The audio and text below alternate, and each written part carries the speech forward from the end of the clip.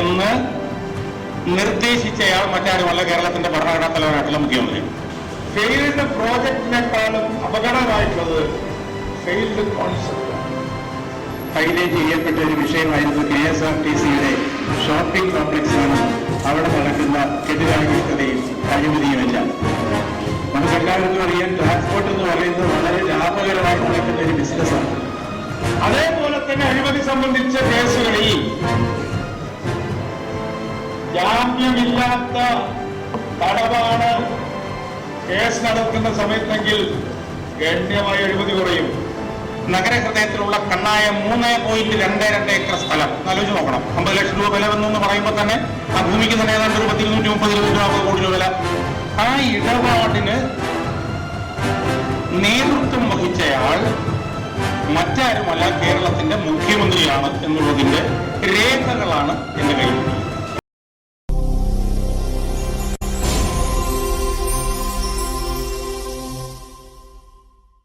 Comrade ന്യൂസിലേക്ക് സ്വാഗതം. അഴിമതിക്കെതിരെ പ്രതികരിക്കാൻ അറിയാത്ത അല്ലെങ്കിൽ അതിന് താല്പര്യമില്ലാത്ത ഒരു സംസ്ഥാനമാണോ കേരളം? ഈ നാട്ടിൽ ഉന്നയിക്കപ്പെട്ടതോ ആരോപിക്കപ്പെട്ടതോ തെളിവുകളുടെ മഹാപൂരമുണ്ടെന്ന് കൊട്ടിഘോഷിക്കപ്പെട്ടിട്ട് എങ്ങുമെത്താതെ പോയ അഴിമതികളുടെ ഒരു പരമ്പര തന്നെയില്ലേ?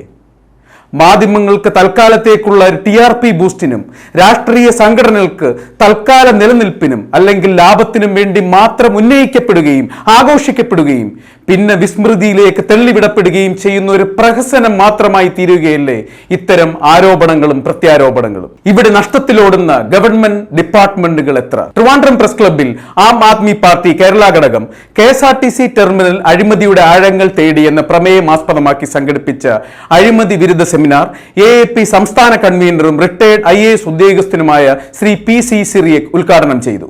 ശ്രീ CP ജോൺ മുഖ്യപ്രഭാഷണം നടത്തി.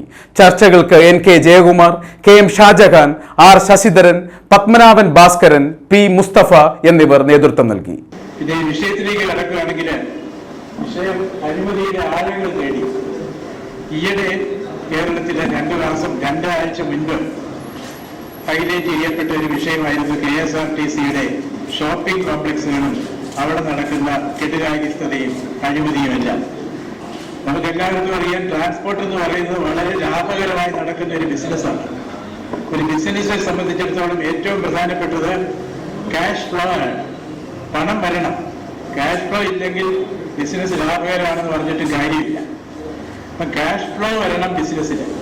ക്യാഷ് ഫ്ലോ വരാൻ ഏറ്റവും പറ്റിയ ഒരു ബിസിനസ്സാണ് ട്രാൻസ്പോർട്ട് ബിസിനസ്. ഒരു ഹോട്ടലും ട്രാൻസ്പോർട്ടുമാണ് ദിവസവും കാശ് കിട്ടും. ഹോട്ടലിലാണെങ്കിൽ നമ്മൾ ഭക്ഷണം കഴിച്ച് കഴിഞ്ഞിട്ട് മാത്രമേ കാശ് കിട്ടൂ. ട്രാൻസ്പോർട്ടിൽ തുടക്കത്തിൽ തന്നെ അകത്തോട്ട് കയറുമ്പോൾ തന്നെ, ബസ്സിനകത്ത് കയറുമ്പോൾ തന്നെ പണം കൊടുക്കുകയാണ്, സേവനം കിട്ടുന്നതിന് മുൻപ് തന്നെ. അങ്ങനെ ഡെയിലി ക്യാഷ് കിട്ടുന്ന ട്രാൻസ്പോർട്ട് സംവിധാനം നഷ്ടത്തിൽ നടക്കാൻ ഒരു ന്യായവും ഇല്ല വാസ്തവത്തിൽ. പക്ഷെ നിർഭാഗ്യവശാൽ നമ്മളത് നഷ്ടത്തിൽ മാത്രമല്ല, ഭയങ്കരമായ നഷ്ടത്തിൽ, ഭീകരമായ നഷ്ടത്തിൽ, മാസം തോറും 100-150 കോടി രൂപ എത്രയാണെന്ന് പോലും അറിഞ്ഞുകൂടാ. കാരണം അതിന്റെ കണക്കുകളും മറ്റും യഥാസമയം ഓഡിറ്റ് ചെയ്യപ്പെടുന്നുണ്ടോ, ജനങ്ങളുടെ മുൻപാകെ സമർപ്പിക്കപ്പെടുന്നുണ്ടോ എന്ന് സംശയകരമാണ്. ആ വിധത്തില് ദയനീയമായി കിടക്കുന്ന ട്രാൻസ്പോർട്ട്, ആ ട്രാൻസ്പോർട്ട് നന്നാക്കാനായിരുന്നു ആദ്യം നോക്കേണ്ടത്. അതിന് പകരം ഇവരൊരു സൂത്രപ്പണിയാണ്, ഞങ്ങളെ കൊണ്ട് ഇത്രയൊക്കെ പറ്റുള്ളൂ ട്രാൻസ്പോർട്ട്, ഇത് കൂടുതലൊന്നും ആത്മാർത്ഥമായ പണി ചെയ്യാൻ ഞങ്ങൾ തയ്യാറില്ല, അതുകൊണ്ട് നിങ്ങൾക്ക് ലാഭം വേണമെങ്കിൽ വേറെ വല്ല പണി നോക്കിക്കോ, ഷോപ്പിംഗ് കോംപ്ലക്സ് കെട്ടിക്കോ. നമ്മുടെ നേതാക്കന്മാര് അതൊരു അവസരമായിട്ട് കണ്ടു, ഷോപ്പിംഗ് കോംപ്ലക്സുകൾ സാങ്ഷൻ ചെയ്യുന്നു. കേരളത്തിൽ നമുക്കറിയാം, ഒരു പദ്ധതി പോലും കൃത്യസമയത്ത് തീർത്തിട്ടില്ല. ഏറ്റവും അനുകൂല സാഹചര്യങ്ങൾ ഉണ്ടായിരുന്ന ഒരു പദ്ധതിയായിരുന്നു, കേരളത്തിലെ ഒരു വമ്പിച്ച പദ്ധതിയായിരുന്നു കൊച്ചി മെട്രോ പദ്ധതി. മെട്രോയുടെ ലോക പ്രശസ്ത നേതാവായ ഒരു നമ്മുടെ ശ്രീധരൻ ഉണ്ടായിരുന്നു. പണത്തിന് യാതൊരു പഞ്ഞവുമില്ല. വിദേശ ബാങ്കുകളുടെ പണത്തിന്റെ ഒഴുക്ക് അതങ്ങനെ നിരർഗളമായിട്ടുണ്ടായിരുന്നു. അപ്പൊ ഇത്ര അനുകൂലമായ സാഹചര്യമൊന്നുമില്ല. പ്രതിപക്ഷവും ഭരണകക്ഷി എല്ലാവരും ഒന്നിച്ച് പിന്തുണ നൽകുന്ന ഒരു പദ്ധതി. എന്നിട്ടും ആ പദ്ധതി 3 കൊല്ലത്തിനകം 2500 കോടി രൂപയിൽ തീർക്കുമെന്ന് പറഞ്ഞിട്ട് പദ്ധതിയുടെ 1ാം ഘട്ടം 6 കൊല്ലം എടുത്തു. 5000 കോടി രൂപ ചെലവാകുകയും ചെയ്തു. നേതൃത്വം എന്ന് വഹിച്ചിരുന്ന ഏലിയസ് ജോർജ് എന്ന ഉദ്യോഗസ്ഥനെ കുറ്റപ്പെടുത്താനില്ല. കേരളത്തിലെ പ്രഗത്ഭരായ ഉദ്യോഗസ്ഥന്മാരിൽ ഒരാളായ ഏലിയാസ് ജോർജ് ആയിരുന്നു അതിൻ്റെ MD. പക്ഷേ തുടങ്ങുന്നതിന് മുമ്പ് അവിടെ സമരമാണ്. ആദ്യം പറഞ്ഞു ഞങ്ങൾ ഓരോ യൂണിയന്റെ പ്രതിനിധികൾക്ക് ജോലി കൊടുക്കണം. ആ സമരം തീർന്നപ്പോൾ പറഞ്ഞു കമ്പി കെട്ടുന്നവർക്ക് സ്പെഷ്യൽ കൂലികൾ കൊടുക്കണം. അതും കഴിഞ്ഞപ്പോൾ പറയുന്നു ഇതാ കയറ്റിറക്ക് ചെയ്യുന്നവർക്ക് കൂലി കൊടുക്കണം, നോക്കുകൂലി വേണം. ആ പ്രശ്നം ഓരോ പ്രശ്നം ഉന്നയിക്കുമ്പോൾ സമരമാണ്. 3-4 ദിവസം സമരം. അത് കഴിഞ്ഞിട്ട് പണിയെല്ലാം നിന്നുപോകും. പിന്നെ അത് കഴിഞ്ഞപ്പോഴേക്കും ലോറിക്കാരുടെ സമരം, അത് കഴിഞ്ഞപ്പം ക്വാറിക്കാരുടെ സമരം, മണലുകാരുടെ സമരം, സിമെന്റുകാരുടെ സമരം. ഇങ്ങനെ ഓരോ കൂട്ടരും മാറി മാറി മാറി സമരം ചെയ്ത് കേരളത്തിൻ്റെ ഒരു തൊഴിൽ കൾച്ചർ, നമ്മുടെ ഒരു വർക്ക് കൾച്ചർ എങ്ങനെയാണെന്ന് നമ്മൾ ലോകത്തിന് കാണിച്ചു കൊടുത്തു. നിർഭാഗ്യവശാൽ എല്ലാ സാഹചര്യങ്ങളും അനുകൂലമായിട്ടും ആ പദ്ധതി പോലും നമുക്ക് ശരിയായ സമയത്ത് പൂർത്തിയാക്കാൻ കഴിയും. അപ്പൊ അങ്ങനെ പൂർത്തിയാക്കാൻ കഴിയാതെ പോകുന്ന ഒരു ഷോപ്പിംഗ് കോംപ്ലക്സിനെ വെച്ച് പൂർത്തിയാക്കാൻ കഴിയാതെ പോകുമ്പോഴേക്കും കോസ്റ്റ് ഓവർ റൺ എന്ന് പറയും. ചെലവ് കൂടുകയാണ്, നാൾക്ക് നാൾ വില കൂടുന്നു. സർക്കാരിന്റെ നയങ്ങൾ അങ്ങനെയാണ്. ഇപ്പൊ ചെലവ് കൂടുന്നതനുസരിച്ച് കോസ്റ്റ് ഓവർ റൺ ഉണ്ടാകുന്നു. പദ്ധതി ഉദ്ദേശിച്ചതിന്റെ ഇരട്ടി കാശ് ചെലവാകും. പിന്നെ അതിന് എന്ത് ലാഭം കിട്ടാനാ? ഇപ്പൊ കോഴിക്കോട്ടെ പദ്ധതിയാണെങ്കിൽ 2009 തുടങ്ങി 17 കോടി എന്ന് പറഞ്ഞു. അവസാനം 2015 അവസാനിച്ചപ്പോൾ 73 കോടി. 2015 അവസാനിച്ചിട്ട് ഉപയോഗപ്പെടുത്തിയോ? ഇന്ന് വരെ വാടകയ്ക്ക് കൊടുത്തിട്ടില്ല. ഇപ്പൊ കേൾക്കുന്നു ഇനിയും 30 കോടി മുടക്കിയാലേ അത് പ്രയോജനപ്രദമാകുള്ളൂ. വീണ്ടും 30 കോടി അതിൽ നിന്ന് അരിച്ചെടുക്കാനുള്ള ഒരു സൂത്രപ്പണിയാണോ എന്ന് പോലും സംശയിക്കേണ്ടിയിരിക്കുന്നു. ചുരുക്കത്തിൽ ഇത്തരം പദ്ധതികളെ ആശ്രയിച്ച് KSRTCയെ ലാഭകരമാക്കുമെന്നുള്ള പ്രതീക്ഷ തീർച്ചയായിട്ടും അസ്ഥാനത്താണ്. അത് നന്നാക്കാൻ വഴിയുണ്ട്. തമിഴ്നാട്ടിൽ ഭാഗ്യവശാൽ എനിക്കൊരു അവസരം കിട്ടി. പണ്ട് അവിടെ സ്പെഷ്യൽ ഓഫീസർ ട്രാൻസ്പോർട്ടിന്റെ പുനരുദ്ധീകരണത്തിന് വേണ്ടിയുള്ള ഒരു സ്പെഷ്യൽ ഓഫീസറായിട്ട് എനിക്കൊരു നിയമനം കിട്ടി. ഞങ്ങൾ അന്ന് അവിടെ നമ്മുടെ കോർപ്പറേഷനെ 4 വിഭജിച്ച് 4 കോർപ്പറേഷനുകളായി തുടങ്ങി. 4നും പ്രത്യേക മാനേജിംഗ് ഡയറക്ടറും മറ്റ് സംവിധാനങ്ങളും. 4 പേരും പരസ്പരം മത്സരിച്ചു. അങ്ങനെ ആരോഗ്യകരമായ മത്സരം. അതിനകത്ത് ശരിയായ ഒരു കോർഡിനേഷൻ ഉണ്ടാകാൻ വേണ്ടി, തെറ്റായ മത്സരങ്ങൾ നടക്കാതിരിക്കാൻ വേണ്ടി നമ്മളവിടെ നമ്മുടെ ട്രാൻസ്പോർട്ട് സെക്രട്ടറി എല്ലാ കോർപ്പറേഷന്റെയും ചെയർമാൻ സ്ഥാനത്ത് അവരോധിച്ചു. രാഷ്ട്രീയ നേതാക്കന്മാരെ ചെയർമാനാക്കുന്ന ആ ഒരു കൾച്ചർ ഉപേക്ഷിച്ച് ഉദ്യോഗസ്ഥരെ തന്നെ ഒരു ചെയർമാനായിട്ട് വെച്ചു. 4 MDമാര്. ഇവർ തമ്മിലുള്ള കോമ്പറ്റീഷൻ, ആരോഗ്യകരമായ മത്സരം. ഈ മത്സരത്തിന്റെ ഫലമായിട്ട് വളരെയധികം മെച്ചമുണ്ടായി. കോർപ്പറേഷൻ എല്ലാം ലാഭത്തിലായി. അപ്പൊ അത്തരത്തിലുള്ള ഒരു നിർണായകമായ ഒരു വിപ്ലവകരമായ ഒരു മാറ്റം, ഒരു ഡിസൈസീവ് ചേഞ്ച് അത് നമ്മുടെ കോർപ്പറേഷനിൽ കൊണ്ടുവന്നില്ലെങ്കിൽ ഇതിങ്ങനെയൊക്കെ തന്നെ പോകും. ഒരുപാട് വിദഗ്ധന്മാർ മാറി മാറി വന്നിട്ടുണ്ട്, നന്നാക്കാൻ ശ്രമിച്ചിട്ടുണ്ട്. പക്ഷേ അവസാനം ഒന്നും സംഭവിക്കാതെ അവർ സ്ഥലം വിടുകയും ചെയ്തിട്ടുണ്ട്. അതൊക്കെ മാറണമെന്നുണ്ടെങ്കിൽ ഇപ്പറഞ്ഞതുപോലെ തമിഴ്നാട്ടിൽ വിജയകരമായി പരീക്ഷിച്ച ആ പരീക്ഷണം ഇവിടെയും ചെയ്തു നോക്കണം. ട്രാൻസ്പോർട്ടിനെ പറ്റി ഞാൻ കൂടുതലൊന്നും സംസാരിക്കുന്നില്ല. അഴിമതിയുടെ ആഴങ്ങൾ തേടി എന്നാണല്ലോ നമ്മുടെ ചർച്ചാ വിഷയം. അപ്പൊ അഴിമതിയെ സംബന്ധിച്ചിടത്തോളം നിർഭാഗ്യം നമുക്കറിയാം. 1950 നമ്മൾ റിപ്പബ്ലിക് ആകുന്നതിന് തൊട്ട് മുൻപ് ഒരു നല്ല ഒന്നാന്തരം ഭരണഘടന എഴുതിയുണ്ടാക്കി. അത് നമുക്ക് തന്നെ സമർപ്പിച്ചു. We the people of India എന്ന് പറഞ്ഞുള്ള അതിന്റെ ഭരണഘടനയുടെ പ്രിയാമ്പിൾ തന്നെ, മുഖവില തന്നെ ആരെയാണ് ആവേശം കൊള്ളിക്കാത്തത്? അപ്പൊ അത്തരത്തിലുള്ള ആ നല്ല ഭരണഘടനയുടെ അടിസ്ഥാനത്തിൽ തുടങ്ങിയതാണ് നമ്മുടെ റിപ്പബ്ലിക്ക് 1950. ഇപ്പം കൊല്ലം 71 കഴിയുന്നു, 72 കൊല്ലമാകും. ഈ 72 കൊല്ലക്കാലത്ത് തിരിഞ്ഞു നോക്കിയാൽ വലിയ പ്രതീക്ഷകളോടെ നമ്മൾ തുടങ്ങി. സാധാരണ ജനങ്ങളുടെ കണ്ണീരൊക്കും, ഇന്ത്യയിലെ പട്ടിണി പാവങ്ങൾക്ക് ദാരിദ്ര്യം ഒഴിവാക്കും എന്നെല്ലാം വലിയ വലിയ വാഗ്ദാനങ്ങൾ നമുക്ക് തന്നെ നൽകി തുടങ്ങി. പരാജയപ്പെട്ടു. ഈ പരാജയത്തിന്റെ എല്ലാം കാരണം ഇന്നും ലോകത്തിലെ ദരിദ്ര ഇൻഡെക്സ് ഉണ്ട്. ദരിദ്ര രാഷ്ട്രങ്ങളുടെ ഇൻഡെക്സ് നമ്മൾ 101 നിൽക്കുന്നു. അതുപോലെ മറ്റു പല കാര്യങ്ങൾക്കും ഇൻഡെക്സ് ഉണ്ട്. എല്ലാത്തിലും നമ്മൾ വളരെ ദയനീയമായ രീതിയിൽ ഏറ്റവും പിന്തങ്ങി കിടക്കുന്ന ചില കൊച്ചു രാജ്യങ്ങളുടെ നിരയിൽ നമ്മൾ നിൽക്കുക. നമ്മൾ ലോകത്തിലെ 3ാമത്തെ വലിയ ഇക്കണോമിക് പവറാണിന്ന്. അമേരിക്കയും ചൈനയും കഴിഞ്ഞാൽ ഇന്ത്യയാണ് ഏറ്റവും കൂടുതൽ ഗ്രോസ് ഡൊമസ്റ്റിക് പ്രോഡക്റ്റ് ഉള്ള ഒരു രാജ്യം. അത് പർച്ചേസിംഗ് പവർ പാരിറ്റി എന്നുള്ള കണക്കനുസരിച്ച് കണക്ക് ചെയ്ത് നോക്കും. അല്ലെങ്കിൽ നമ്മുടെ മുമ്പിൽ ഒരുപക്ഷെ ജപ്പാനും ജർമ്മനിയും കൂടെ കാണും, അത്രേ ഉള്ളൂ. ബാക്കി ആരുമില്ല. ഇംഗ്ലണ്ടിനെയും ഫ്രാൻസിനെയും ഇറ്റലിയെയും എല്ലാം നമ്മൾ മറികടന്ന് കഴിഞ്ഞു. ജസ്റ്റ് കണക്ക് മാത്രം നോക്കിയാൽ പർച്ചേസിംഗ് പവർ പാരിറ്റി, നമ്മുടെ പണം കൊണ്ട് എന്ത് വാങ്ങാൻ സാധിക്കും എന്നത് താരതമ്യം ചെയ്യുമ്പോൾ നമ്മൾ 3-ാം സ്ഥാനത്താണ്. അപ്പൊ ഈ ഒരു രാജ്യമാണ് പട്ടിണിപ്പാവങ്ങളായ ചെറിയ ചെറിയ രാജ്യങ്ങളുടെ നിരയിൽ മറ്റെല്ലാ മേഖലകളിലും നിരക്ഷരരുടെ എണ്ണം ലോകത്തിലെ ഏറ്റവും കൂടുതൽ നിരക്ഷരരുള്ള ഇന്ത്യയിലാണ്. ഏറ്റവും കൂടുതൽ ശിശുമരണമുള്ള രാജ്യങ്ങളിൽ ഒന്നാണ് ഇന്ത്യ. ഒരുപാട് കാര്യങ്ങളില്ല നമ്മൾ പറയുക. ഇതെല്ലാം എങ്ങനെ സംഭവിച്ചു? ഇത് സംഭവിക്കാനുള്ള പ്രധാന കാരണം നമ്മുടെ നേതാക്കന്മാരുടെ അഴിമതിയാണ്. ആദ്യം നമ്മുടെ പ്രധാനമന്ത്രി ജവഹർലാൽ നെഹ്റു, അദ്ദേഹത്തിന് നമ്മൾ നന്ദി പറയണം. ഒരു സ്വേച്ഛാധിപതിയെക്കാളും സ്വേച്ഛാധിപതിയായിട്ട് ഭരിക്കാനുള്ള കഴിവും പിന്തുണയും ജനങ്ങളുടെ മനസ്സിലുള്ള ഒരു ഒരു സ്ഥാനവും അദ്ദേഹത്തിനുണ്ടായിരുന്നു. പക്ഷെ അദ്ദേഹം അത് ചെയ്തില്ല. അദ്ദേഹം ഡെമോക്രസി വിജയകരമായി നിൽക്കാൻ വേണ്ടി, പരസ്പരം ചെക്കും ബാലൻസും ചെയ്ത് നിർത്താൻ വേണ്ടി സ്ഥാപനങ്ങൾ ഉണ്ടാക്കി, ഭരണഘടന അനുസരിച്ചുള്ള സ്ഥാപനങ്ങളെ അതുപോലെ തന്നെ പ്രവർത്തിക്കാൻ അനുവദിച്ചു. ഇലക്ഷൻ കമ്മീഷൻ അദ്ദേഹം ഇടപെട്ടില്ല. സുപ്രീം കോടതി, ചീഫ് ജസ്റ്റിസ്, ഹൈക്കോടതി ഈ കാര്യങ്ങളിലൊന്നും നെഹ്റു ഇടപെട്ടില്ല.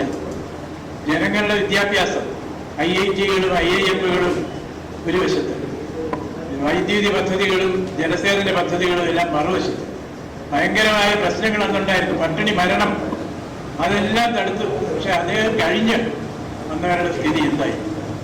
അദ്ദേഹം കഴിഞ്ഞു വന്ന ലാൽ ബഹദൂർ ശാസ്ത്രി ഉണ്ടായിരുന്നു. സത്യസന്ധനാണ്, നല്ല മനുഷ്യനാണ്. നിർഭാഗ്യവശാൽ അദ്ദേഹത്തിൻ്റെ ജീവിതം പെട്ടെന്ന് അവസാനിക്കുകയായിരുന്നു. താഷ്കണ്ടിൽ വെച്ച് അദ്ദേഹത്തിന് എന്തോ ആ ഒരു എഗ്രിമെന്റ് ഉണ്ടാക്കിയതിൽ മനസ്താപം ഉണ്ടോ എന്താണെന്ന് അറിഞ്ഞുകൂടാ. അദ്ദേഹത്തിൻ്റെ പേരുണ്ടായ സമ്മർദ്ദം താങ്ങാൻ നിവൃത്തിയില്ലാതെ ആ നല്ല മനുഷ്യൻ ഹൃദയസ്തംഭനം മൂലം അരങ്ങിൽ നിന്ന് പിന്മാറുകയായിരുന്നു. അദ്ദേഹം പോയി കഴിഞ്ഞ് ഇന്ദിരാഗാന്ധി വന്നു. അതോടുകൂടി നിർഭാഗ്യവശാൽ നെഹ്റുവിൻ്റെ മകളാണെങ്കിലും നെഹ്റുവിൽ നിന്നും പാഠങ്ങൾ പഠിച്ച ആളാണെങ്കിലും നിർഭാഗ്യവശാൽ അവരുടെ നയങ്ങൾ പലതിലും നമുക്ക് യോജിക്കാൻ നിവൃത്തിയില്ലാത്ത രീതിയിലായിരുന്നു മുമ്പോട്ട് പോയത്. അത് കഴിഞ്ഞ് വഷളാകുകയായിരുന്നു കാര്യങ്ങൾ. ഇപ്പോഴിതാ നമ്മുടെ ജനാധിപത്യപരമായിട്ട് നമ്മുടെ ഭരണഘടനയിലുണ്ടായിരുന്ന മൗലിക അവകാശങ്ങൾ പോലും നിഷേധിക്കപ്പെടുന്ന രീതിയിലുള്ള ഒരു സംവിധാനമാണ് ഇപ്പോൾ കേന്ദ്രത്തിൽ പൊന്തി വന്നിരിക്കുന്നത്. ഇതെല്ലാം ഇങ്ങനെയൊക്കെ പോയാൽ എവിടെ ചെന്ന് അവസാനിക്കും? അതിന് പുറമെയാണ് അഴിമതി, അതിഭയങ്കരമായ അഴിമതി. ഈ അഴിമതി രാഷ്ട്രീയ നേതാക്കന്മാരുടെ അഴിമതിയാണ് ഏറ്റവും വഷളായിരിക്കുന്നത്. രാഷ്ട്രീയ നേതാക്കന്മാര് ഇന്ന് തെരഞ്ഞെടുപ്പിൽ, ഏറ്റവും ഒരു ഉദാഹരണം പറയുകയാണെങ്കിൽ, തെരഞ്ഞെടുപ്പിൽ മത്സരിക്കുന്നതിന് ഇത്രയും ചെലവാക്കാൻ പാടൂ എന്നുണ്ട്.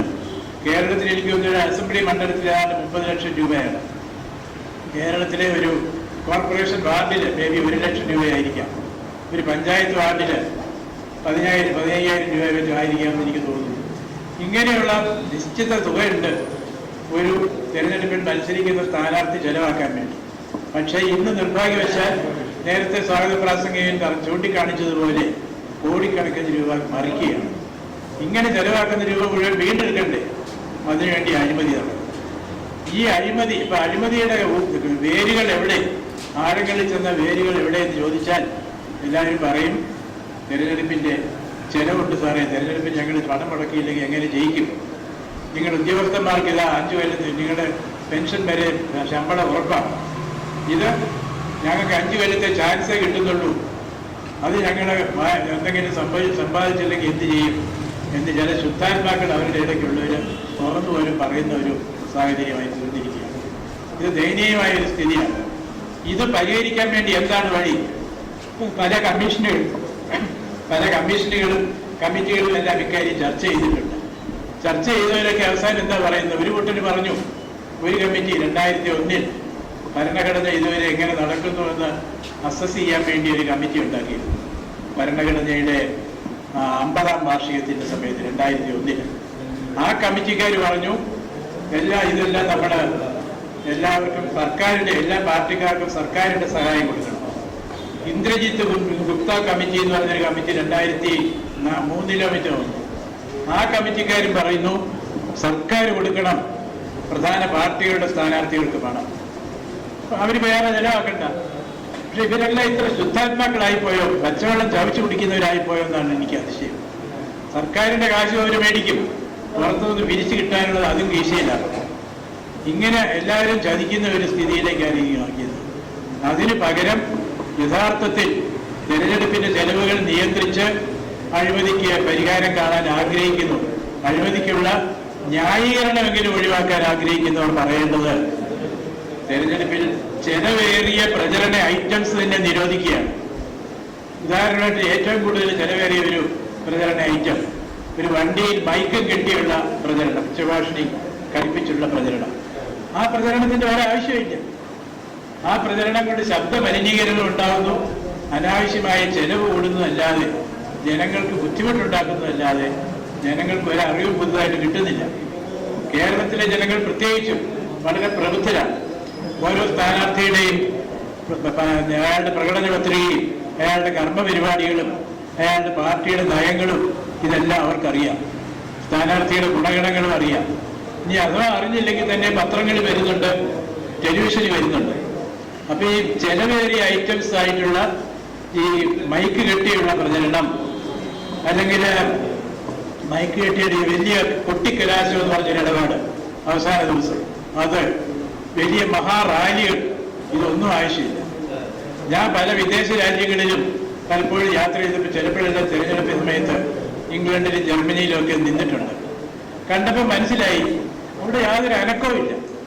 തിരഞ്ഞെടുപ്പ് നടക്കുന്നുണ്ടോ, പോളിംഗ് സ്റ്റേഷന്റെ മുമ്പിൽ ഒരു ബോർഡ് എഴുതി വെച്ചിട്ടുണ്ട്, താഴെ പറയുന്ന സ്ഥാനാർത്ഥിയുടെ പേര്, അയാളുടെ പാർട്ടിയുടെ പ്രധാന കാര്യങ്ങൾ, വളരെ ചെറിയൊരു ബോർഡ്.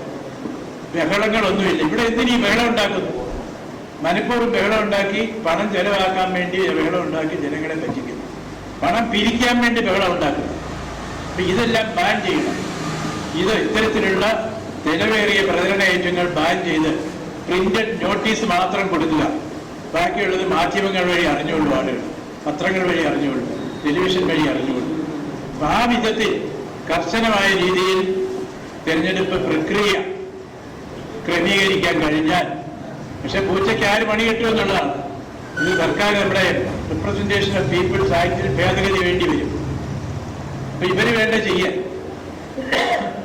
സോറി, അതിനിടയ്ക്ക് മറ്റൊരു പ്രശ്നം ഇതാ, ഓരോ ലോക്കൽ ഏരിയ ഡെവലപ്മെന്റ് സ്കീം MP-മാർക്ക് ആദ്യം 1 കോടി രൂപ തുടങ്ങിയത് അവർ കൊല്ലം ഒരു MP-ക്ക് 800 MP-മാരുണ്ട് രാജ്യസഭയിൽ ലോക്സഭയിൽ 800 കോടി. ഇപ്പോൾ അത് ആണ്ടുതോറും 5 കോടി 10 MP ലാൻഡ് സ്കീം 5 കോടി, MP ലോക്കൽ ഡെവലപ്മെന്റ് സ്കീം 5 കോടിയാണോ 10 കോടിയാണോ? 5. എപ്പോഴും 5 തന്നെ നിൽക്കുക. അപ്പൊ 805 8 4000 കോടി 2 വർഷമായിട്ട് ഇല്ലാത്ത കോവിഡിന് വേണ്ടി ഉപയോഗിക്കാന്ന് പറയുന്നത്.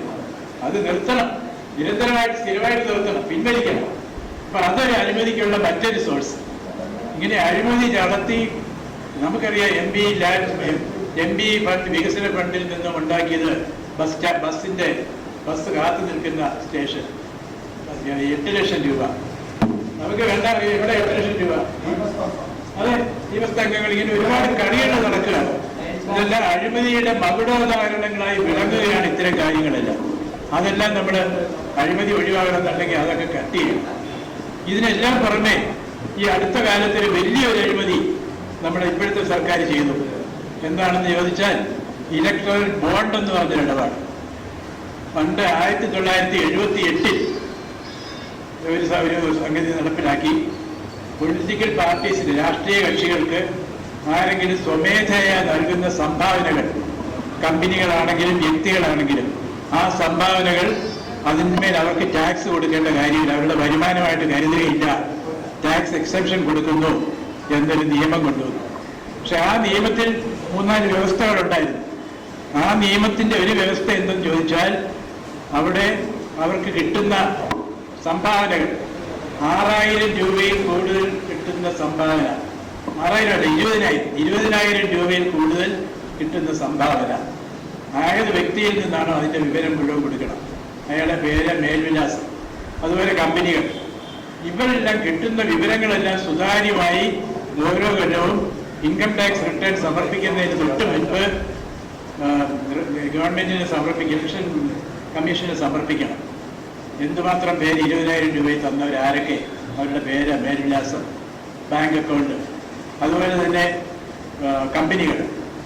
അങ്ങനെ ഒരു നിയമം 1978 കൊണ്ടുവന്നു. രാഷ്ട്രീയ കക്ഷികളെല്ലാം ടാക്സ് കൊടുക്കാതെ ആ വരുമാനം അവർക്ക് കിട്ടി.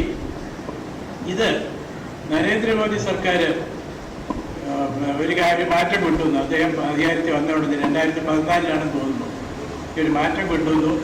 20,000 രൂപ അല്ല, 2,000 രൂപയ്ക്ക് മുകളിലാണെങ്കിലും ഈ പറഞ്ഞ റിപ്പോർട്ട് സമർപ്പിക്കണം.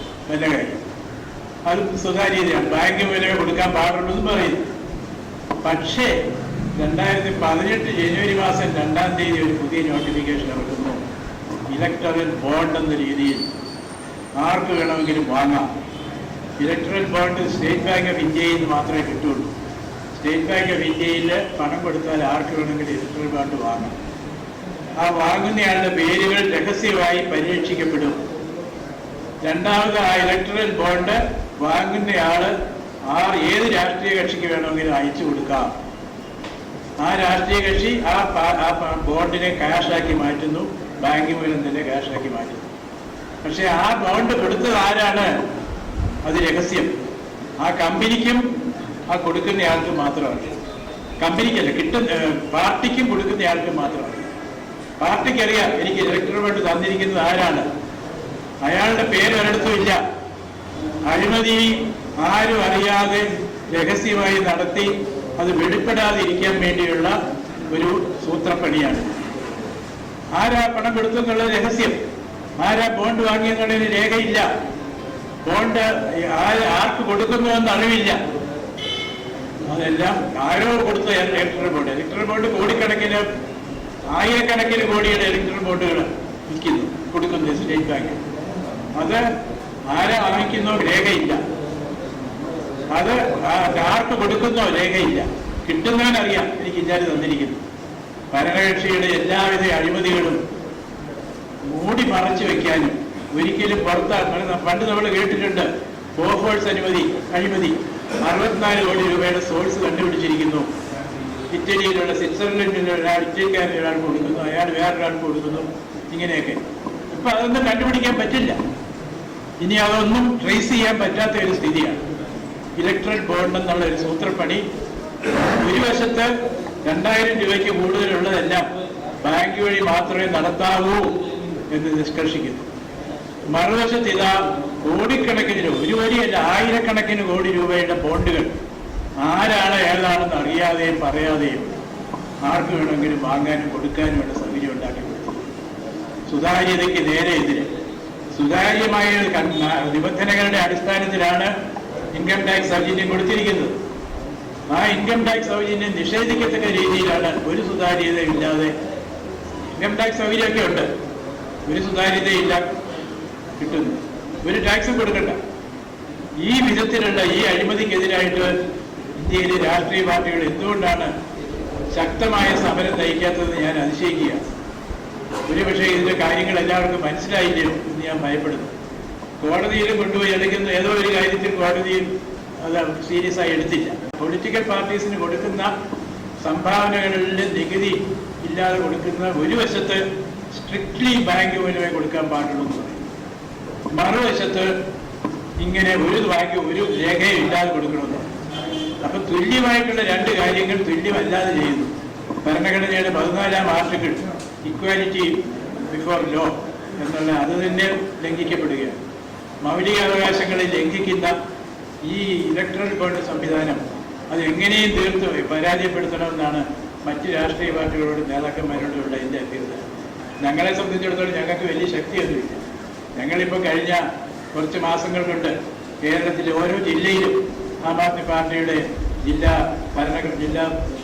സംവിധാനം ശരിയാക്കിയിട്ടുണ്ട്. ഓർഗനൈസേഷൻ സ്ട്രക്ചർ ഫില്ലപ്പ് ചെയ്തിരിക്കുകയാണ്. അതുപോലെ തന്നെ നിയോജകമണ്ഡലം, കേരളത്തിലെ 140 നിയോജകമണ്ഡലത്തിലെ ഏതാണ്ട് 100ഓളം മണ്ഡലങ്ങളിൽ ഇപ്പോൾ തന്നെ നമ്മൾ എത്തിക്കഴിഞ്ഞിരിക്കുന്നു. കൺവീനേഴ്സിനെ വെച്ച് കഴിഞ്ഞിരിക്കുന്നു, കമ്മിറ്റികളായി കഴിഞ്ഞു. ബാക്കിയുള്ളിടത്തും അധികം താമസിയാതെ തന്നെ ഇങ്ങനെ എത്തും.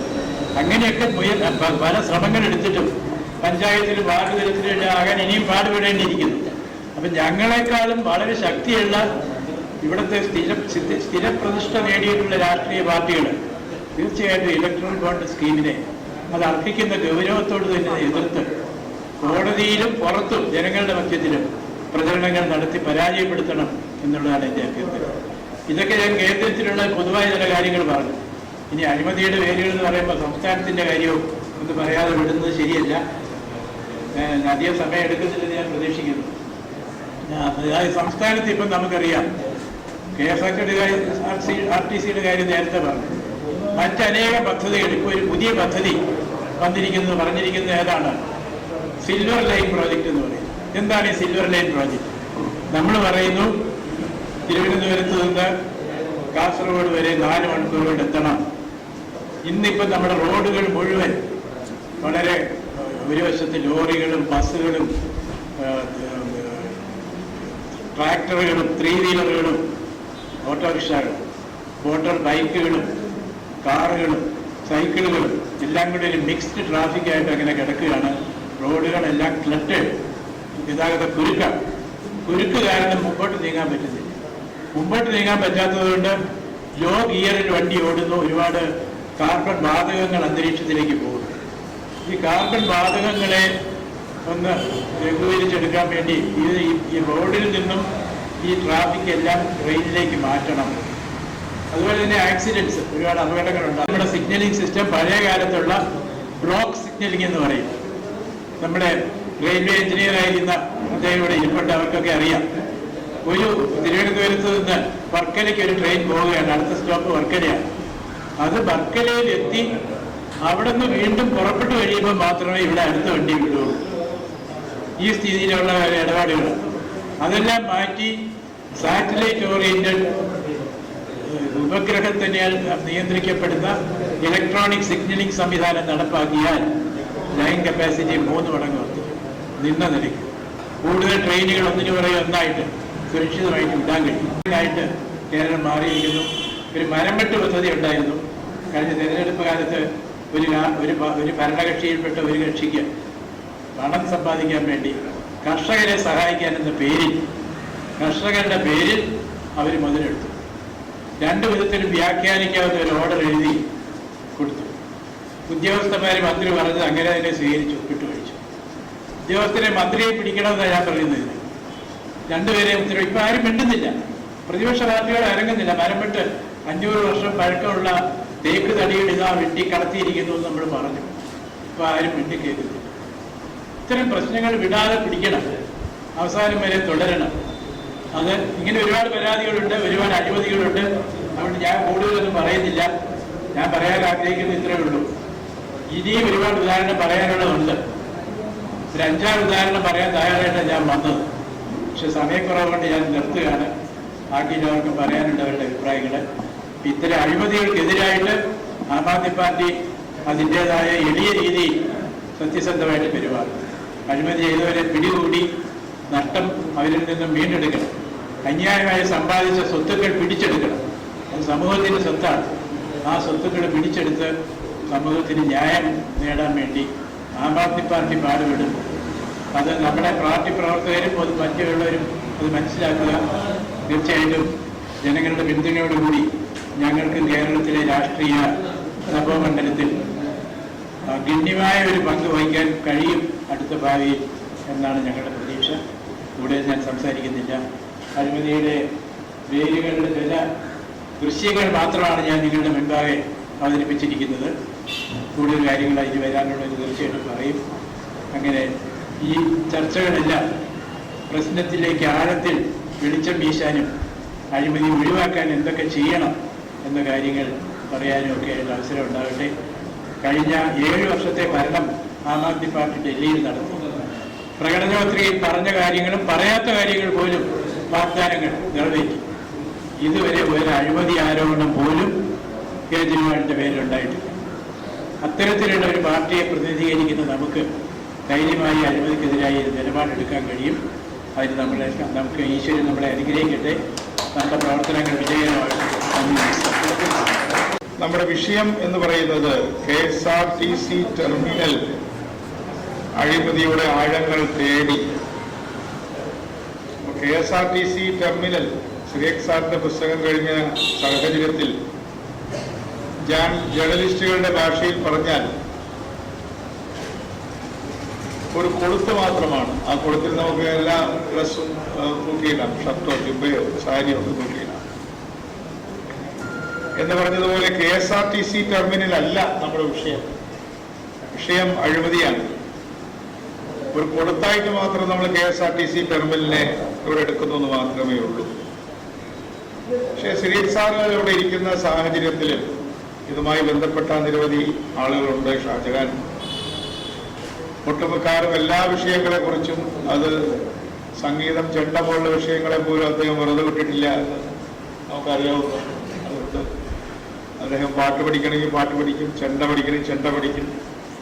അങ്ങനെ എന്തും പഠിക്കാനും അതിൽ എക്സ്പെർട്ടൈസ് ചെയ്യാനും ഒരു ജാക്ക് ഓഫ് ഓൾ ട്രേഡ്സ് അല്ല, എല്ലാറ്റിലും മാസ്റ്റർ തന്നെയാണ്. ആ വിഷയങ്ങളിലെല്ലാം നന്നായി പഠിക്കുന്ന ഷാജഹാനും ഇവിടെയുണ്ട്. ഞാൻ വളരെ ചുരുങ്ങിയ വാക്കുകളിൽ എൻ്റെ സംസാരം അവസാനിപ്പിക്കാം. ഒന്ന് KSRTC ആണ്. എങ്ങനെയാണ് ഈ KSRTC ടെർമിനൽ ഉണ്ടായത്? ആ വിഷയം അതായതുകൊണ്ട് പറയാതെ പോകുന്നത് ശരിയല്ല. KSRTCയുടെ ചരിത്രം വളരെ നീണ്ടതാണ്. തിരുവിതാംകൂറിന്റെ കാലം മുതലെല്ലാം ഉള്ള ചരിത്രമൊക്കെ ഉണ്ടെങ്കിലും KSRTC ടെർമിനലുകൾ ഇന്ന് കാണുന്ന രൂപത്തിന്റെ ആദ്യ രൂപങ്ങൾ ഉണ്ടായത് 67 EMS ഗവൺമെന്റിലാണ്. സിറിയക് സാർ അത് വേണ്ടത്ര പഠിച്ചിട്ടുണ്ടോ എന്ന് എനിക്ക് അറിഞ്ഞുകൂടാ. അന്ന് അതിന് നേതൃത്വം കൊടുത്തത് അഡ്വക്കേറ്റ് MM ചെറിയാൻ അധ്യക്ഷനായ KSRTCയുടെ ബോർഡാണ്.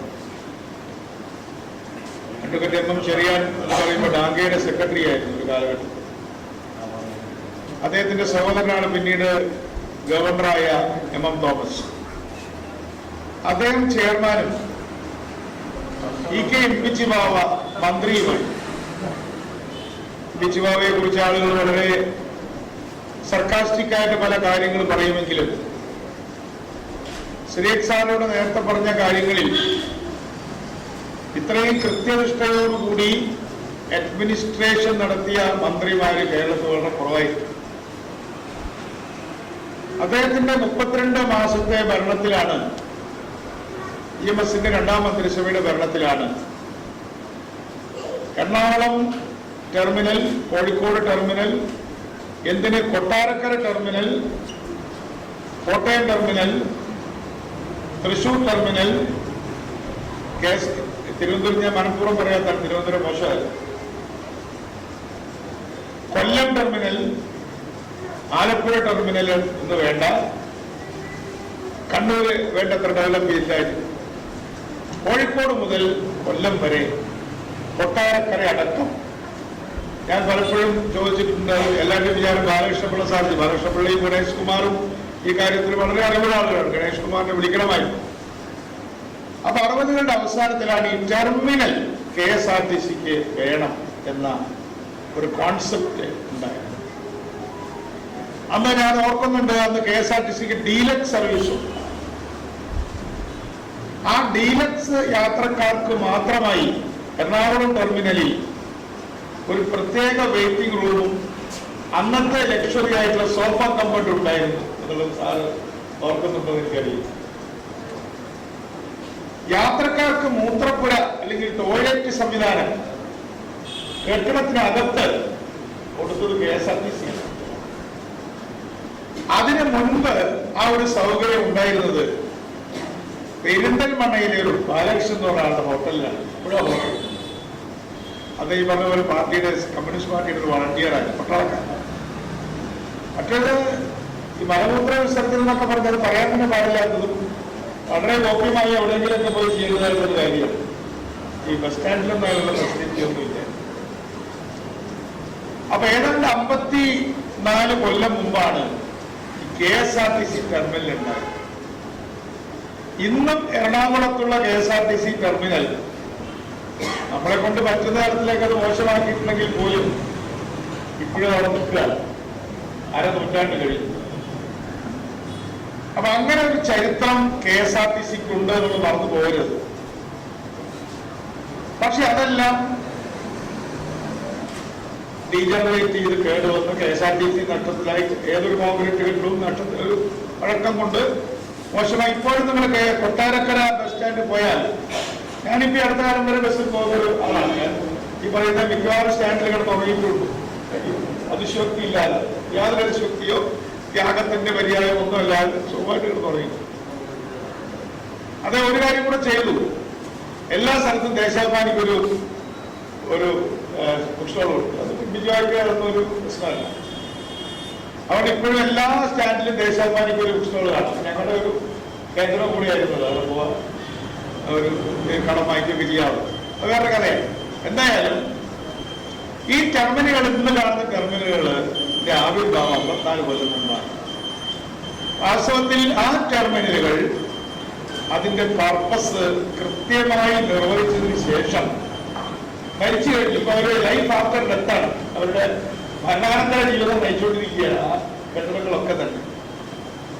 അതുകൊണ്ട് KSRTC ചെയ്ത ആകെ തകരാറെന്ന് ഞാൻ പറയില്ല. പക്ഷേ പിന്നീട് KSRTCയിലേക്ക് ഒരു ശ്രദ്ധ വേണ്ട തരത്തിൽ വന്നില്ല.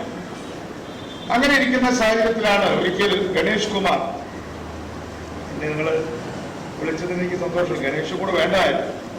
ഗണേഷ് കുമാർ എന്നോട് അദ്ദേഹം MLA ആവുന്നതിന് മുമ്പ് കൊട്ടാരക്കര എന്താണ് ചെയ്യേണ്ടതെന്ന് ചോദിച്ചപ്പോൾ ഞാൻ പറഞ്ഞു, ഈ ബസ് സ്റ്റാൻഡ് ഒന്ന് നന്നാക്കണം. അത് എൻ്റെ ഒരു സുഹൃത്തുക്കളാണ് എനിക്ക് UDF. അങ്ങനെയാണ് സുലഭ് എന്ന് പറയുന്ന ഡൽഹിയിലെ ഏജൻസിയെ കൊണ്ട് കൊട്ടാരക്കര സ്റ്റാൻഡിൽ ആദ്യമായിട്ടൊരു ടോയ്ലറ്റ് സ്റ്റേഷൻ, ഇതിന്റെ ഇറ്റിക്കിറ്റി പറയാണ്, ഇതാണ് വിഷയവാദം. അത് വേണ്ടത്ര വിജയിച്ചില്ല. ഇപ്പോ സുലഭ് ടോയ്ലറ്റ് സെന്ററുകൾ വളരെ നന്നായിട്ടല്ല. എന്തായാലും ഗണേഷ് പിന്നെ മന്ത്രിയാണ്. ഗണേഷ് മന്ത്രിയായപ്പോൾ 2 കാര്യങ്ങൾ ചെയ്തു. ഒന്ന്, KSRTC വോൾവോ ബസ്സുകൾ വാങ്ങി അതിനകത്ത് വ്യത്യസ്തമായ ഒരു സംവിധാനത്തോടു കൂടിയിട്ടുള്ള യാത്രകൾ ആരംഭിച്ചു. ലക്ഷറി എന്നുള്ള വാക്ക് നമുക്കൊരു ചീത്ത വാക്കല്ല, ലക്ഷറി അല്ല, കംഫർട്ടാണ്. യാത്രക്കാരന്റെ കംഫർട്ട് അതിനെ ലക്ഷറി ആയിട്ട് താരതമ്യപ്പെടുത്തുന്നത് ശരിയല്ല. നേരത്തെ ഇവിടെ സാർ ഒരു കാര്യം പറയുകയുണ്ടായി, ഗിയർ മാറ്റാതെ പോകുമ്പോൾ ഉണ്ടാവുന്ന പുക. അതുപോലെ ഈ മോശമായ സീറ്റിൽ ഇരുന്നാൽ ആളുകളുടെ നട്ടലിലെല്ലാം പോകും. ഇപ്പൊ എനിക്ക് വയസ്സായി പറ്റി നട്ടലുകളുടെ കുറഞ്ഞു. ഞാനിപ്പോ കാരണം കുറഞ്ഞു. ഞാൻ ബസ് യാത്ര നടത്തിക്കൊണ്ടിരുന്ന കാലത്ത് എനിക്കൊന്നും നടുവിനെയായിരുന്നു. മറ്റേ എന്റെ നടുവിന്റെ കുഴപ്പമാണ്, അല്ല ബസ്സിന്റെ കുഴപ്പമായിരുന്നു. അതുകൊണ്ട് ഒരു കമ്മ്യൂട്ടിംഗ് ആയിട്ടുള്ള ഒരു തൊഴിലാളി ആവട്ടെ, മറ്റൊരാൾ ആരും ആവട്ടെ, കംഫർട്ടബിൾ സീറ്റിംഗ് കൊടുത്തിട്ടുള്ള ട്രാവൽ, അതിൽ യാത്ര ചെയ്യുന്ന ബഹുജനങ്ങളുടെ ആരോഗ്യത്തിന്റെ ഒരു പ്രധാന ഘടകമാണ്. അല്ലാതെ ലക്ഷറി അല്ല, അതൊരു എൻടൈറ്റിൽമെന്റ് ആണ്. മര്യാദയ്ക്ക് ആളുകൾക്ക് യാത്ര ചെയ്യാൻ കഴിയുക എന്നുള്ളത്, ടെർമിനൽ ഉണ്ടാവുക എന്നുള്ളതൊക്കെ, സൗകര്യങ്ങൾ ഉണ്ടാവുക ഞാനിലേക്കല്ല. അങ്ങനെ ഇരിക്കുമ്പോഴാണ്, എന്റെ ഓർമ്മ ശരിയാണെങ്കിൽ ബാലകൃഷ്ണപിള്ള സാറ് തന്നെയാണ് അതിന്റെ വജ്ഞാതം, അതോ ഗണേശാണോ എന്നറിയില്ല, Kerala state transport development corporation ഉണ്ടാക്കി, ഫിനാൻസ് കോർപ്പറേഷൻ. നിങ്ങൾ ഈ പറയുന്ന ടെർമിനലുകൾ എല്ലാം തന്നെ ഈ ഫിനാൻസ് കോർപ്പറേഷൻ ഉണ്ടാക്കിയതാണ്, KSRTCയുടെ അല്ല. വാസ്തവത്തിൽ KSRTC എന്ന സിസ്റ്റത്തിന്റെ പുറത്ത് കയറിയിരിക്കുന്ന ഒരു പാരസൈറ്റ് ആയിട്ട് ഈ ഡെവലപ്മെന്റ്, ഫിനാൻസ് ഡെവലപ്മെന്റ് കോർപ്പറേഷൻ മാറി. അന്നത്തെ കോൺസെപ്റ്റ് എന്താണ്? അന്നത്തെ കോൺസെപ്റ്റ്, ഇതിൽ നിന്നുണ്ടാവുന്ന പണം കൊണ്ട് കുറഞ്ഞ പലിശയ്ക്ക് KSRTC കൊടുക്കാനൊക്കെയാണ്. അതിന് ഞങ്ങൾക്കെല്ലാം ഉത്തരവാദിത്വം, ഞാനൊന്നും മാറി നിൽക്കുന്നില്ല. പക്ഷേ ഇന്ന് നിങ്ങൾ പറയുന്നത് ഒരു ഫെയിൽഡ് പ്രോജക്റ്റിനെ കുറിച്ചാണെങ്കിൽ, ഞാൻ സേഫ് സാർ ഉള്ളത് കൊണ്ട് പറയാണ്, പിന്നെ ഇവിടെ ഇരിക്കുന്ന പലരും ടെക്നിക്കലായിട്ട് കാര്യങ്ങൾ അറിയണമോ എന്നുള്ളവരായതുകൊണ്ട് പറയാണ്, ഫെയിൽഡ് പ്രോജക്റ്റിനേക്കാളും അപകടമായിട്ടുള്ളത് ഫെയിൽഡ് കോൺസെപ്റ്റാണ്. ആരാണ് ഈ ഫെയിൽഡ് കോൺസെപ്റ്റ് ഉള്ളത്? ആരെ നടന്നതെന്നുള്ളത് മാത്രമല്ല, ഇനി അത് പണിയാൻ തുടങ്ങി. അത് പണിയാൻ തുടങ്ങിയപ്പോ പിന്നീട് ഗവൺമെന്റ് മാറി വന്നപ്പോ, തിരുവനന്തപുരത്ത് പണിയുമ്പോൾ ഗവൺമെന്റ് മാറി വന്നു. ഞാനാണ് അന്നത്തെ മന്ത്രി, നമ്മുടെ അങ്കമാലിയിലെ MLA ആയിരുന്നല്ലോ, ആരാ ജോസ് വേറെ ചില പ്രശ്നങ്ങളൊക്കെ ഉണ്ടായെങ്കിലും ഒരു ജനകീയനായിട്ട് മനുഷ്യനാണ്. അതിനുശേഷമാണ് ഡിസൈനിൽ ബസ് കയറാനുള്ള ടെർമിനലാണോ കച്ചവടം നടത്താനുള്ള ടെർമിനലാണോ, മനുഷ്യർക്ക് ബസ് കയറി ഇറങ്ങാനുള്ള ടെർമിനലാണോ ഉണ്ടാക്കുന്നത്, അതോ it is A shopping complex, അതായിരുന്നു തർക്കം. അപ്പൊ കോൺസെപ്ച്വൽ ഫെയിലിയർ ഇത് ഷോപ്പിംഗ് സെന്റർ ആയിരുന്നു. പിന്നീടാണ് നിങ്ങൾക്ക് ഇപ്പൊ നോക്കിയാൽ കാണാൻ കഴിയും. ഞാൻ ആ വിഷയത്തിൽ നിന്ന് സംസാരിക്കുകയാണ്. അവിടെ ഒരു ഷെയ്ഡ് വെച്ചു. കാരണം കേരളത്തിൽ ഏതാണ്ട് 150 ദിവസം മഴ പെയ്യാണ്. അപ്പൊ ഞാൻ പറഞ്ഞു, ഞാൻ ധാരാളം ബസ്സിൽ പോകുന്നതാണ്, ഞാൻ എന്റെ ഭാര്യയും കുട്ടികളെയും കൊണ്ട് പോകാത്തതിന്റെ മെയിൻ കാരണം ഒന്നുകിൽ കയറുമ്പോ മഴ പെയ്യും, അല്ലെങ്കിൽ ഇറങ്ങുമ്പോ മഴ പെയ്യും, പിള്ളേർക്ക് പനി വരും. പിന്നീടാണ് അതിലൊരു ഷെയ്ഡ് ഉണ്ടാക്കി അതിന്റെ ഡിസൈൻ. ഇപ്പോഴും അറിയാം, ഏച്ചു കെട്ടിയ ഡിസൈനാണ്.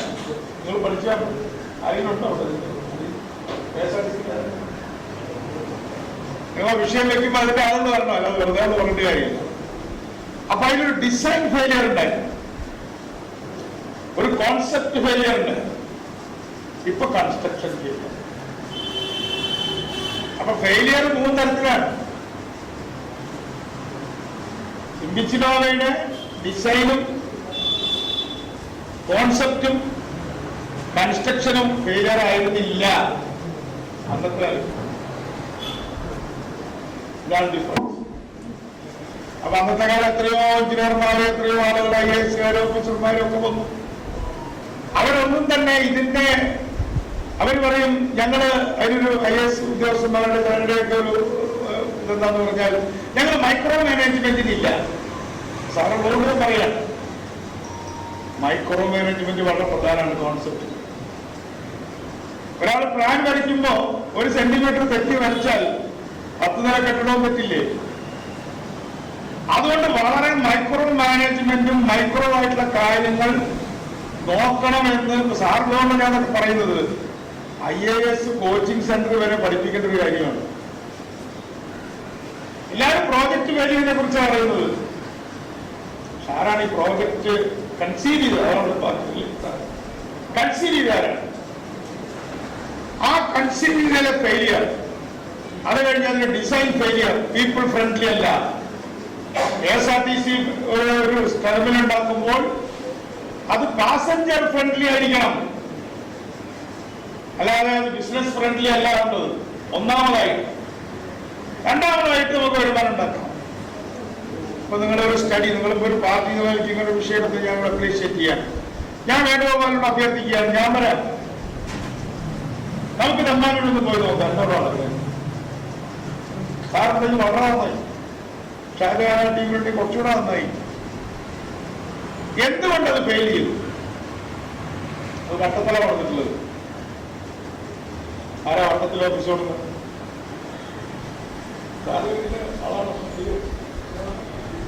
ഞാൻ ആ സ്ഥലം എടുക്കാൻ പോയി. ഒരു കോപ്പറേറ്റീവ് സൊസൈറ്റിക്ക് ഒരു കൊള്ളാവുന്ന ഒരു മുറിയൊക്കെ എടുക്കാൻ വലിയ പാടാണ്. കറൂഡ് സ്ട്രക്ചറാണ്. നമ്മളിതൊക്കെ പോയി നോക്കിയാലേ മനസ്സിലാവുള്ളൂ. നമ്മുടെ നാട്ടില് നീളം വീതി ചതുരമായിട്ടുള്ള സ്ഥാനത്തില് ബിസിനസ് നടക്കും, വേറെ ബിസിനസ് നടക്കില്ല. അവിടെ ഒഴിഞ്ഞെടുക്കാൻ സ്ഥലം അല്ലേ? KSRTC-കാരുണ്ടോ? ഒഴിഞ്ഞെടുക്കുക. എന്തുകൊണ്ട് ഒഴിഞ്ഞു കിടന്നു? ആ ഒഴിഞ്ഞു കിടക്കത്തക്ക തരത്തിലുള്ള ഡിസൈനാണ് കൺസ്ട്രക്ഷനിലെ ഫെയിലിയറിനേക്കാളും ഗുരുതരമായ ഫെയിലിയർ.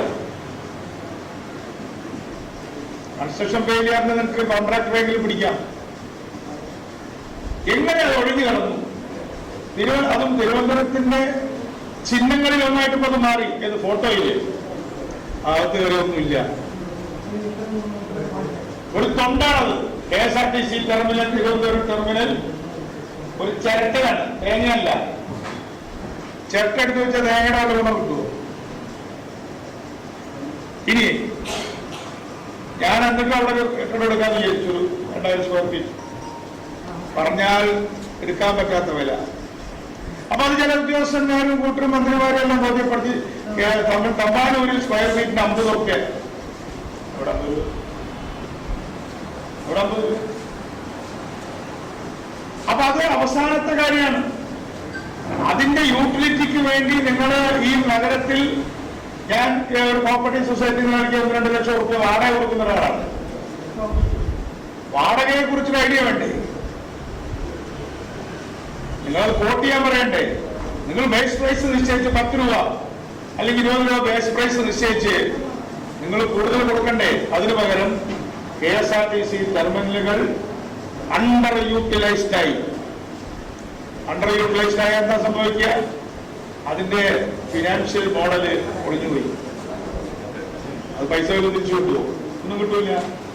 അപ്പൊ അതുകൊണ്ട് ആം ആദ്മി പാർട്ടി ഒരു ടെക്നിക്കലി ക്വാളിഫൈഡും കേപ്പബിളും ആയിട്ടുള്ള ആളുകൾ നയിക്കുന്ന ഒരു പാർട്ടിയാണ്. അതിന്റെ നേതാവായിട്ടുള്ള ഡൽഹി മുഖ്യമന്ത്രി, അദ്ദേഹം വളരെയധികം അറിവും പരിചയമുള്ള ഒരാളാണ്. അപ്പൊ അതിന്റെ ഒരു ശാഖ എന്ന രീതിയിൽ നിങ്ങൾ വരുമ്പോൾ കേവലമായി നമ്മൾ അഴിമതി, കേവലമായി ഒരു കൈക്കൂലി എന്നൊന്നും പറഞ്ഞിട്ട് കാര്യമില്ല. ഇന്നത്തെ കാലത്ത് അതിന്റെ length and breadth and depth Shri സാറോട് ഞാൻ പറയാ, ഒരു കേസ് സ്റ്റഡി ആയിട്ട് how Thampanoor fail, Aradhana fail ചെയ്തു, അതിനെ സംബന്ധിച്ച് ഞാൻ നിങ്ങളോടൊരു സജഷൻ, നിങ്ങളുടെ പാർട്ടിയോടെ ഞാൻ പറയാണ്, ഒരു ഇൻഡിപെൻഡന്റ് കമ്മീഷൻ ഓഫ് എൻക്വയറി എല്ലാവരും വിളിക്കണം. ഇതാരാണ് ഡിസൈൻ? ഇതിനെന്താ വാടക? തമ്പാനൂരത്തെ വാടക റേറ്റ് എന്താ? അതല്ലാതെ ഒരു കെട്ടിടം ചോരുമ്പോൾ മാത്രം നമ്മൾ ഓടി വന്നൊരു കാര്യമില്ല. കെട്ടിടം ചോരുന്നത് ഈ കൂട്ടത്തെ ഏറ്റവും ചെറിയ കാര്യമാണ് ഞാൻ വിചാരിക്കുന്നത്. ചോരാത്തേട്ട കൂട്ടത്തെ കാര്യം അതിലേക്ക് ഞാൻ വരാം. കൺസ്ട്രക്ഷൻ ഫെയിലിയർ, പാലാരിവട്ടം പാലം വന്നു, വലിയ ആവേശത്തോടു കൂടി ആളുകൾ അറസ്റ്റ് ചെയ്തു, മന്ത്രിമാർ ആൻസറബിളാവണം, സംശയമില്ല. അങ്ങനെ എത്ര സ്ഥാപനങ്ങൾ, എത്ര മേജർ പ്രോജക്റ്റുകൾ ഫെയിൽ ചെയ്തു, മൈനർ പ്രോജക്റ്റുകൾ ഫെയിൽ ചെയ്തു. ആം ആദ്മി പാർട്ടിക്ക് വേണ്ടി പഠിക്കാം. ഞാൻ സച്ചിൻ സാറിനോട് പറഞ്ഞു, ചമ്രവട്ടം പ്രോജക്റ്റ്, ചമ്രവട്ടത്തെ ജനങ്ങളുടെ ഭാരതപ്പുഴയുടെ അറ്റം, പടിഞ്ഞാറ് അറ്റമാണ് ചമ്രവട്ടം. 110 കോടി രൂപയ്ക്കാണ് അവിടെ ഒരു സ്പിൽവേ വെച്ചത്. പ്രത്യേകിച്ച് പ്രശ്നമൊന്നുമില്ല, വെള്ളം നിൽക്കില്ല എന്ന് മാത്രമേ. അപ്പൊ ഞാൻ കൺസൾട്ട് ചീഫ് എഞ്ചിനീയർ മാത്രമാണ് നമ്മുടെ മുറിയിൽ വരുന്നത്. ഞാൻ മെമ്പറായിരിക്കുമ്പോൾ ടോപ്പ് എന്താ പറയുക ഡിപ്പാർട്ട്മെന്റ് ചീഫാണ് മെമ്പറെ കാണേണ്ടതെന്നാണ് പ്ലാനിംഗ് ബോർഡിലെ നിയമം. വേണമെങ്കിൽ ഞാൻ ആ കാര്യത്തിലൊക്കെ വളരെ വളരെ സ്ട്രിക്റ്റ് ആയിരുന്നു. KM ചന്ദ്രശേഖർ അതിനേക്കാളും സ്ട്രിക്റ്റ് ആയിരുന്നു. ചീഫ് സെക്രട്ടറി വരണ സ്ഥലത്ത് അഡീഷണൽ ചീഫ് സെക്രട്ടറി വന്ന സാറ് കാണില്ല, അല്ലേ? കാണില്ല. കപ്പ് ഓഫ് ടീ എന്ന് പറയുന്നത് അത്ര മതി, കാര്യമില്ല. ഒക്കെ ഞാൻ എന്റെ ഗുരുനാഥന്മാരെ, ഒന്ന് വി രാമേന്ദ്രൻ സാറും KMC, അവരുടെ കൂടെ പഠിച്ചതിന്റെ കൂടാണ് ഇപ്പൊ എനിക്ക് എന്തെങ്കിലും ബാക്കിയുള്ളത്. കൺസ്ട്രക്ഷൻ ഫെയിലിയർ വന്നാൽ എന്താണ് ചെയ്യേണ്ടത്? SOP നിങ്ങൾ അതാണ് ചെയ്യേണ്ടത്. എല്ലാവർക്കും ധർണ, സമരം, പിക്കറ്റിങ്, ജാഥ വെച്ചിട്ട് കാര്യമില്ല. ഒരു കെട്ടിടത്തിൽ ഫെയിലിയർ ഉണ്ടായാൽ അതൊരു SOP വേണം, സ്റ്റാൻഡേർഡ് ഓപ്പറേറ്റിംഗ് പ്രാക്ടീസ് എന്ന് പറയുന്നത് പോലെ അവിടെ ഒരു എൻക്വയറി ഉണ്ടായിരിക്കണം. അവിടെ ഒരു ജുഡീഷ്യൽ ഓഫീസറോ അല്ലെങ്കിൽ എംപവേർഡ് ആയിട്ടുള്ള ഒരു ഓഫീസറോ, ശ്രീ സാറിനെ പോലെ റിട്ടയർഡ് ചീഫ് സെക്രട്ടറിയെ എംപവർ ചെയ്തുകൊണ്ട്, സ്പെഷ്യൽ ആയിട്ടുള്ള ഓർഡറോടുകൂടിയോ എംപവർ ചെയ്തുകൊണ്ട് ഒരു പൂർണ്ണമായ enquiry within 3 months or 4 months നടത്തി പിന്നെ അന്വേഷണത്തിന് വേണ്ടി സമരമാണെന്ന് ആവശ്യമില്ല. ഇപ്പൊ റെയിൽവേക്ക് എന്തെല്ലാം ദോഷമുണ്ടെങ്കിലും ഒരു ആക്സിഡന്റ് ഉണ്ടായ ഒരു എൻക്വയറി ഉണ്ട്. കേരളത്തിൽ എൻക്വയറിക്ക് വേണ്ടി സമരം ചെയ്യണം. എന്തിനാ സമരം? ആ എൻക്വയറി കഴിഞ്ഞാൽ ആ എൻക്വയറി ഓഫീസർ അല്ലെങ്കിൽ എൻക്വയറി സിസ്റ്റം കമ്മീഷൻ, ആ കമ്മീഷന്റെ തീരുമാനം ഹൈക്കോടതിയിലല്ലാതെ ചോദ്യം ചെയ്യാൻ പറ്റരുത്. കൺസേൺ ആളുകൾ ആൻസറബിൾ ആവണം. ഇപ്പൊ ഏറ്റവും നല്ലൊരു മാറുമ്പോ കരുവന്നൂർ ബാങ്കിൽ പ്രശ്നമുണ്ടായി. കരുവന്നൂർ ബാങ്ക്, ഞാൻ രാഷ്ട്രീയം പറയല്ല, ഞങ്ങൾക്കെല്ലാം കോപ്പറേറ്റീവില്ല, അനുസരിച്ച് ഗുരുതരമായ കുറ്റങ്ങൾക്ക് സ്വത്ത് കണ്ടുകെട്ടുന്ന നടപടി ഉണ്ടായാൽ അഴിമതി കുറയും. ഇപ്പൊ എന്താ സ്ഥിതി? നമ്മുടെ പരമ്പരാഗതമായ പഴഞ്ചൊല്ലുകളിൽ ഇതിനുള്ള പ്രൊമോഷനുണ്ട് അഴിമതിക്ക്. നാണം കെട്ടും പണം നേടിക്കൊണ്ടാൽ നാണക്കേടാ പണം മാറ്റിക്കൊള്ളുന്നു. അത് നടക്കില്ല. ഗൗരവമായ അന്വേഷണ റിപ്പോർട്ട് ഉദ്യോഗസ്ഥർ മന്ത്രിയുടെ ദേശത്തിന്റെ പേര് ചെയ്യരുത്. കൃത്യമായ എൻക്വയറി, ആ എൻക്വയറി കമ്മീഷൻ റിപ്പോർട്ട് സമയമെടുത്തോട്ടെ, അത് ഹൈക്കോടതിയിൽ ചെന്ന് അത് റെക്ടിഫൈ ചെയ്ത് വാങ്ങിച്ചു കഴിഞ്ഞാൽ ഇതിനാവശ്യമായിട്ടുള്ള നഷ്ടം ഇയാളുടെയോ ഇയാളുടെ ഭാര്യയുടെയോ ഇയാളുടെ മക്കളുടെയോ സ്വത്തിൽ നിന്ന് റിക്കവർ ചെയ്യുമെന്ന് പറഞ്ഞാൽ എന്റെ മുന്നു സാറേ ഇതൊക്കെ ചുറ്റിട്ട പോലെ നിൽക്കും. ഇപ്പൊ ഞാനൊരു എക്സാമ്പിൾ പറയാം. ഞാൻ ഷാജഹാൻ ഞങ്ങളുടെ അത്രയും കുഴപ്പമുണ്ടാക്കിയ ഒരാളല്ല. ഞാൻ നിരാകരണം കിടക്കുന്ന സമയത്ത് 8 ദിവസം ഒരു കുഴപ്പമുണ്ടായില്ല. 9ാമത്തെ ദിവസം തൊട്ട് കേരളത്തിലുടനീളം KSRTCക്ക് നേരെ പ്രശ്നമുണ്ടായി. ഇത് KSRTCയുള്ള വിഷയം പ്ലാന്റ്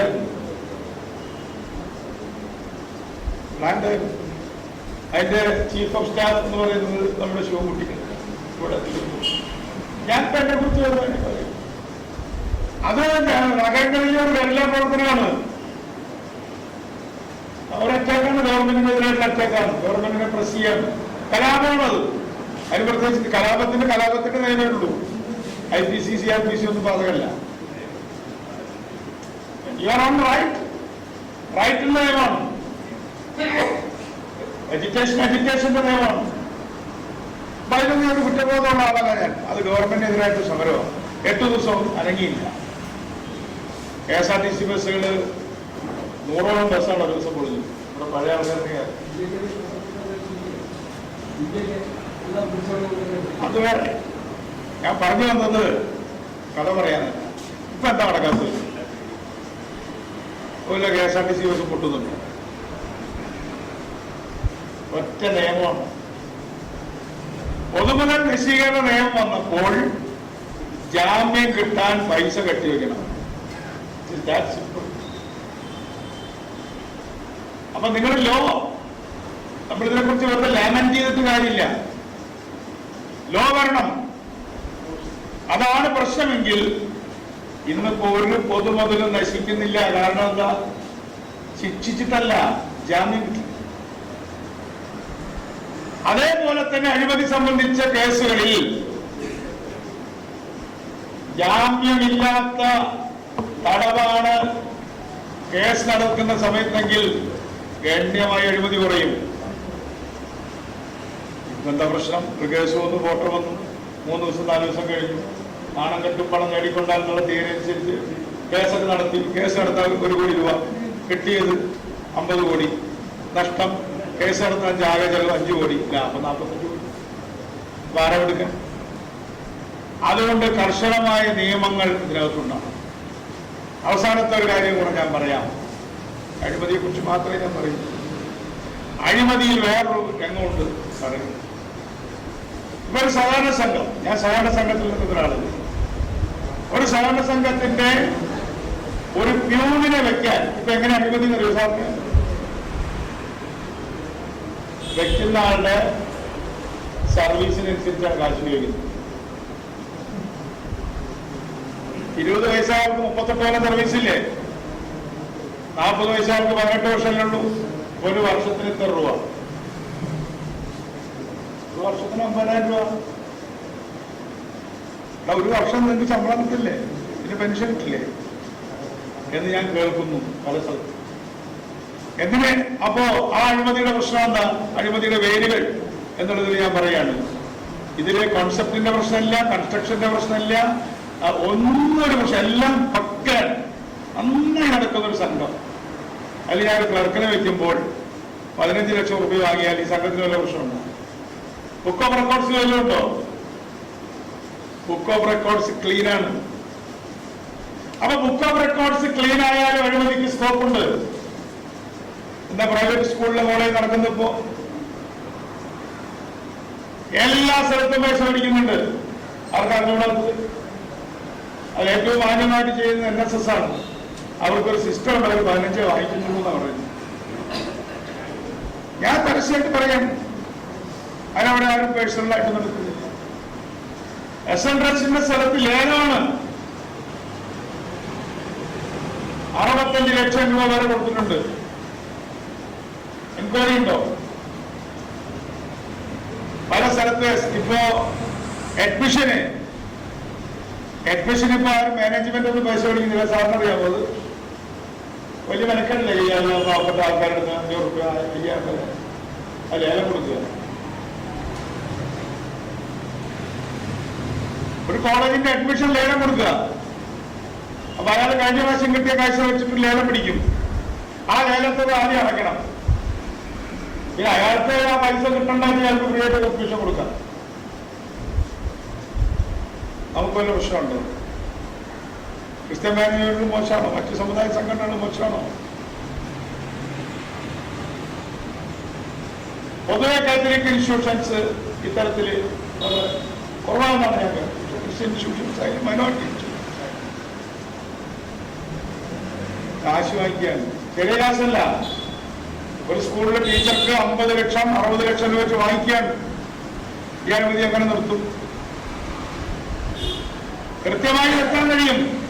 ഈ വാങ്ങിക്കാൻ സാധ്യതയുള്ള ആളുകളുടെ മുഴുവൻ അക്കൗണ്ടുകളും വാച്ച് ചെയ്യുകയും ഇങ്ങനെ അഴിമതി നടത്തിയെന്നുള്ള ആരോപണം വന്നാൽ തന്നെ ഒരു കേസ് രജിസ്റ്റർ ചെയ്യുകയും ചെയ്ത് അന്വേഷണം തുടങ്ങിയാൽ ഇത് കുറയും. പക്ഷെ അതിനാരും തയ്യാറല്ല. ഇപ്പൊ എന്താ അഡ്മിഷന്റെ സ്ഥിതി? നിങ്ങൾ അഴിമതിയുടെ പേരിലുള്ള വിദ്യാർത്ഥി സംഘടനകളൊക്കെ അങ്ങനെ നിറഞ്ഞു തുളുമ്പി നിൽക്കുകയല്ലേ കേരളത്തില്? പരസ്യമായിട്ട് ഈ തിരുവനന്തപുരത്തെ പ്രൈവറ്റ് കോളേജുകളിൽ ബികോമിന്, എറണാകുളത്തെ കോളേജുകളിൽ ബികോമിന്റെ ഒരു സീറ്റിന് ലക്ഷങ്ങൾ വാങ്ങിയാണ്. ഇല്ലേ? നമുക്കാർക്ക് ആശയമുണ്ട്. +2 തുടങ്ങിയ എനിക്കറിയില്ല. അപ്പൊ അതുകൊണ്ട് ഗവൺമെന്റ് ശമ്പളം കൊടുക്കുന്ന കോളേജുകളിൽ അഴിമതി, സ്കൂളിൽ സഹകരണ സംഘത്തിന് അഴിമതി വേറെ ഗവൺമെന്റ് ഒന്നും കൊടുക്കുന്നില്ല. പക്ഷെ അവിടെ അഴിമതി. എനിക്ക് ഇത്രേ പറയാൻ പറ്റും. ഞാനിപ്പോ ഒരു 30 കൊല്ലമായിട്ട് ഗവൺമെന്റിന്റെ കൂടെ നിൽക്കുന്ന ഒരാളാണ്. 33 വയസ്സിൽ ഒരു ചെയർമാനായ ഒരാളാണ്. എനിക്ക് ഈ സദസ്സിനോട് നിർഭയമായിട്ട് പറയാൻ കഴിയും, എന്റെ ഈ ജീവിതത്തിൽ ഒരു ഉറുപ്പിക ഞാൻ കൈക്കൂലി വാങ്ങിയിട്ടില്ല. ഞാൻ അറിഞ്ഞിട്ട് വാങ്ങാൻ സമ്മതിച്ചു. ഞാൻ 21 വയസ്സിൽ സിൻഡിക്കേറ്റ് മെമ്പറാണ് സാർ. Calicut university syndicate. വോട്ടെടുപ്പിൽ ആളുകളെ അപ്പോയിന്റ് ചെയ്തിട്ടുണ്ട്. ഒരു റീഡറെ എന്റെ ഒരു വോട്ടിനാണ് പ്രൊഫസർ രവീന്ദ്രൻ റീഡറായത്. ഞാൻ കുട്ടിയാണ്. 21 വയസ്സ്. എനിക്ക് 64 വയസ്സായി. എന്റെ ഈ സാമാന്യം നീണ്ട ഈ കാലഘട്ടത്തിൽ വലിയ പ്രവർത്തനം കഴിയും. ഓരോ സ്ഥലത്തും അഴിമതി കാണിച്ചിട്ടില്ല എന്നെനിക്ക് പറയും. പക്ഷേ അഴിമതി ആരോപണം വരും. അതൊരു വലിയ പ്രശ്നമാണ്. രാഷ്ട്രീയ കാരണം കൊണ്ട് അഴിമതി ആരോപിക്കുകയാണ്. പക്ഷെ എന്റെ അനുഭവത്തിൽ എന്താ ഉണ്ടായത്? എന്റെ നേരെ വന്ന ആരോപണങ്ങൾ പോലും ചുമരിലടിച്ച പന്ത് പോലെ തിരിച്ചു. അത് എന്റെ ഒരു ഭാഗ്യം എന്ന് കൂട്ടിയാൽ മതി. അത് അഴിമതി നടത്താത്തതുകൊണ്ടാണ്. അതുകൊണ്ട് അഴിമതിക്കെതിരായ പൊതുബോധം സൃഷ്ടിക്കണം. അഴിമതിക്കാരെ വിചാരണ ചെയ്താൽ പോരാ. അഴിമതിക്കാർ എന്ന് പറയുന്നവർ അഴിമതി നടത്താൻ പറ്റുന്ന അധികാര സ്ഥാനത്തെത്തിയവരാണ്.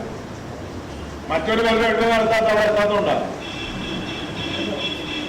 ഞാൻ അഴിമതി ചെയ്യാൻ പറ്റിയ സ്ഥാനത്തെത്തിയാലും അഴിമതി ചെയ്യില്ല എന്ന് വാശിയുള്ള ഒരു ജനതയിൽ നിന്നല്ലാതെ അഴിമതിരഹിതമായ ഒരു ഗവൺമെന്റ് സിസ്റ്റം ഉണ്ടാവില്ല. അങ്ങനെയുള്ള ആൾക്കാരുണ്ട്. നമ്മളെല്ലാം ചെറിയ ചെറിയ നേരത്തെ പറഞ്ഞില്ലേ, സോഫ്റ്റ് അഴിമതി ചെയ്യാം. ഇങ്ങോട്ട് വാങ്ങിച്ചില്ല, അങ്ങോട്ട് കൊടുക്കും. പക്ഷെ എന്നെ അതിശയിപ്പിച്ച ഒരു വ്യക്തി, ഞാനൊരു പേര് പറയാം, പീറ്റർ എന്ന് പറയും. ആരെയാണ് അറിയുന്ന പറയും, ഒരു മാസ്റ്ററാണ്, വലിയ മാസ്റ്റർ. അയാൾ എന്നോട് പറഞ്ഞു, ഞാൻ വർഷകാലത്തെ ഞാൻ ഒരു വർത്തനൊന്നുമല്ല, ഒരു മതവിശ്വാസിയല്ല, വർഷകാലത്ത് എല്ലായിടത്തും പോകുന്നു. അയാൾ എന്നോട് പറഞ്ഞൊരു കാര്യം, ഞാൻ ജലന്ധർ മുതൽ തിരുവനന്തപുരം വരെ ട്രെയിനിൽ നിന്നിട്ടാണ് വന്നത്. 25 രൂപ കൊടുത്താൽ മതിയായിരുന്നു എനിക്കിരിക്കാൻ വേണ്ടി. 6 വർഷങ്ങൾ ഞാൻ പറഞ്ഞു, തിയേറ്ററെ ഞാൻ തൊഴുതിരിക്കും. വാങ്ങിക്കുന്ന കാര്യമല്ല, 25 രൂപ കൊടുത്താൽ ജലന്ധറിന് ഇവിടം വരെ ഇരുന്ന് വരാം. എനിക്ക് ഇരിക്കണ്ട, ഞാൻ നിന്നോളാം. എക്സ്ട്രീം കേസാണ്. കുറേ ഡോക്ടർമാർ നമ്മുടെ നാട്ടിലില്ലേ, ഈ കൊറോണ വന്നു. എത്രയോ ഡോക്ടർമാർ അവരുടെ പുറത്തുനിന്ന് പൈസ എടുത്ത് ജോലികൾക്ക് കൊടുക്കുന്നവർക്ക് എല്ലാം മോശമൊന്നുമല്ല. എത്രയോ രാഷ്ട്രീയക്കാരുണ്ട്, നല്ല മനുഷ്യര്. എത്രയോ ആളുകളെ സംരക്ഷിച്ച ആളുകളുണ്ട്. സഹായിക്കുന്ന എല്ലാവരും മോശമെന്ന് വിചാരിക്കരുത്.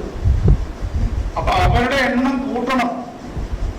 അവരുടെ എണ്ണം കൂട്ടുകയും ഒരു ക്രിട്ടിക്കൽ നമ്പർ, നമ്മുടെ ഒരു സ്കൂളിലൊരു ക്ലാസ്സിൽ ഒരു സ്കൂളിൽ 1000 കുട്ടി പഠിക്കുന്നുണ്ടെങ്കിൽ അതിൽ 900 കുട്ടികളും അവർ ജോലി കിട്ടിയ അഴിമതിക്കാരാവില്ല.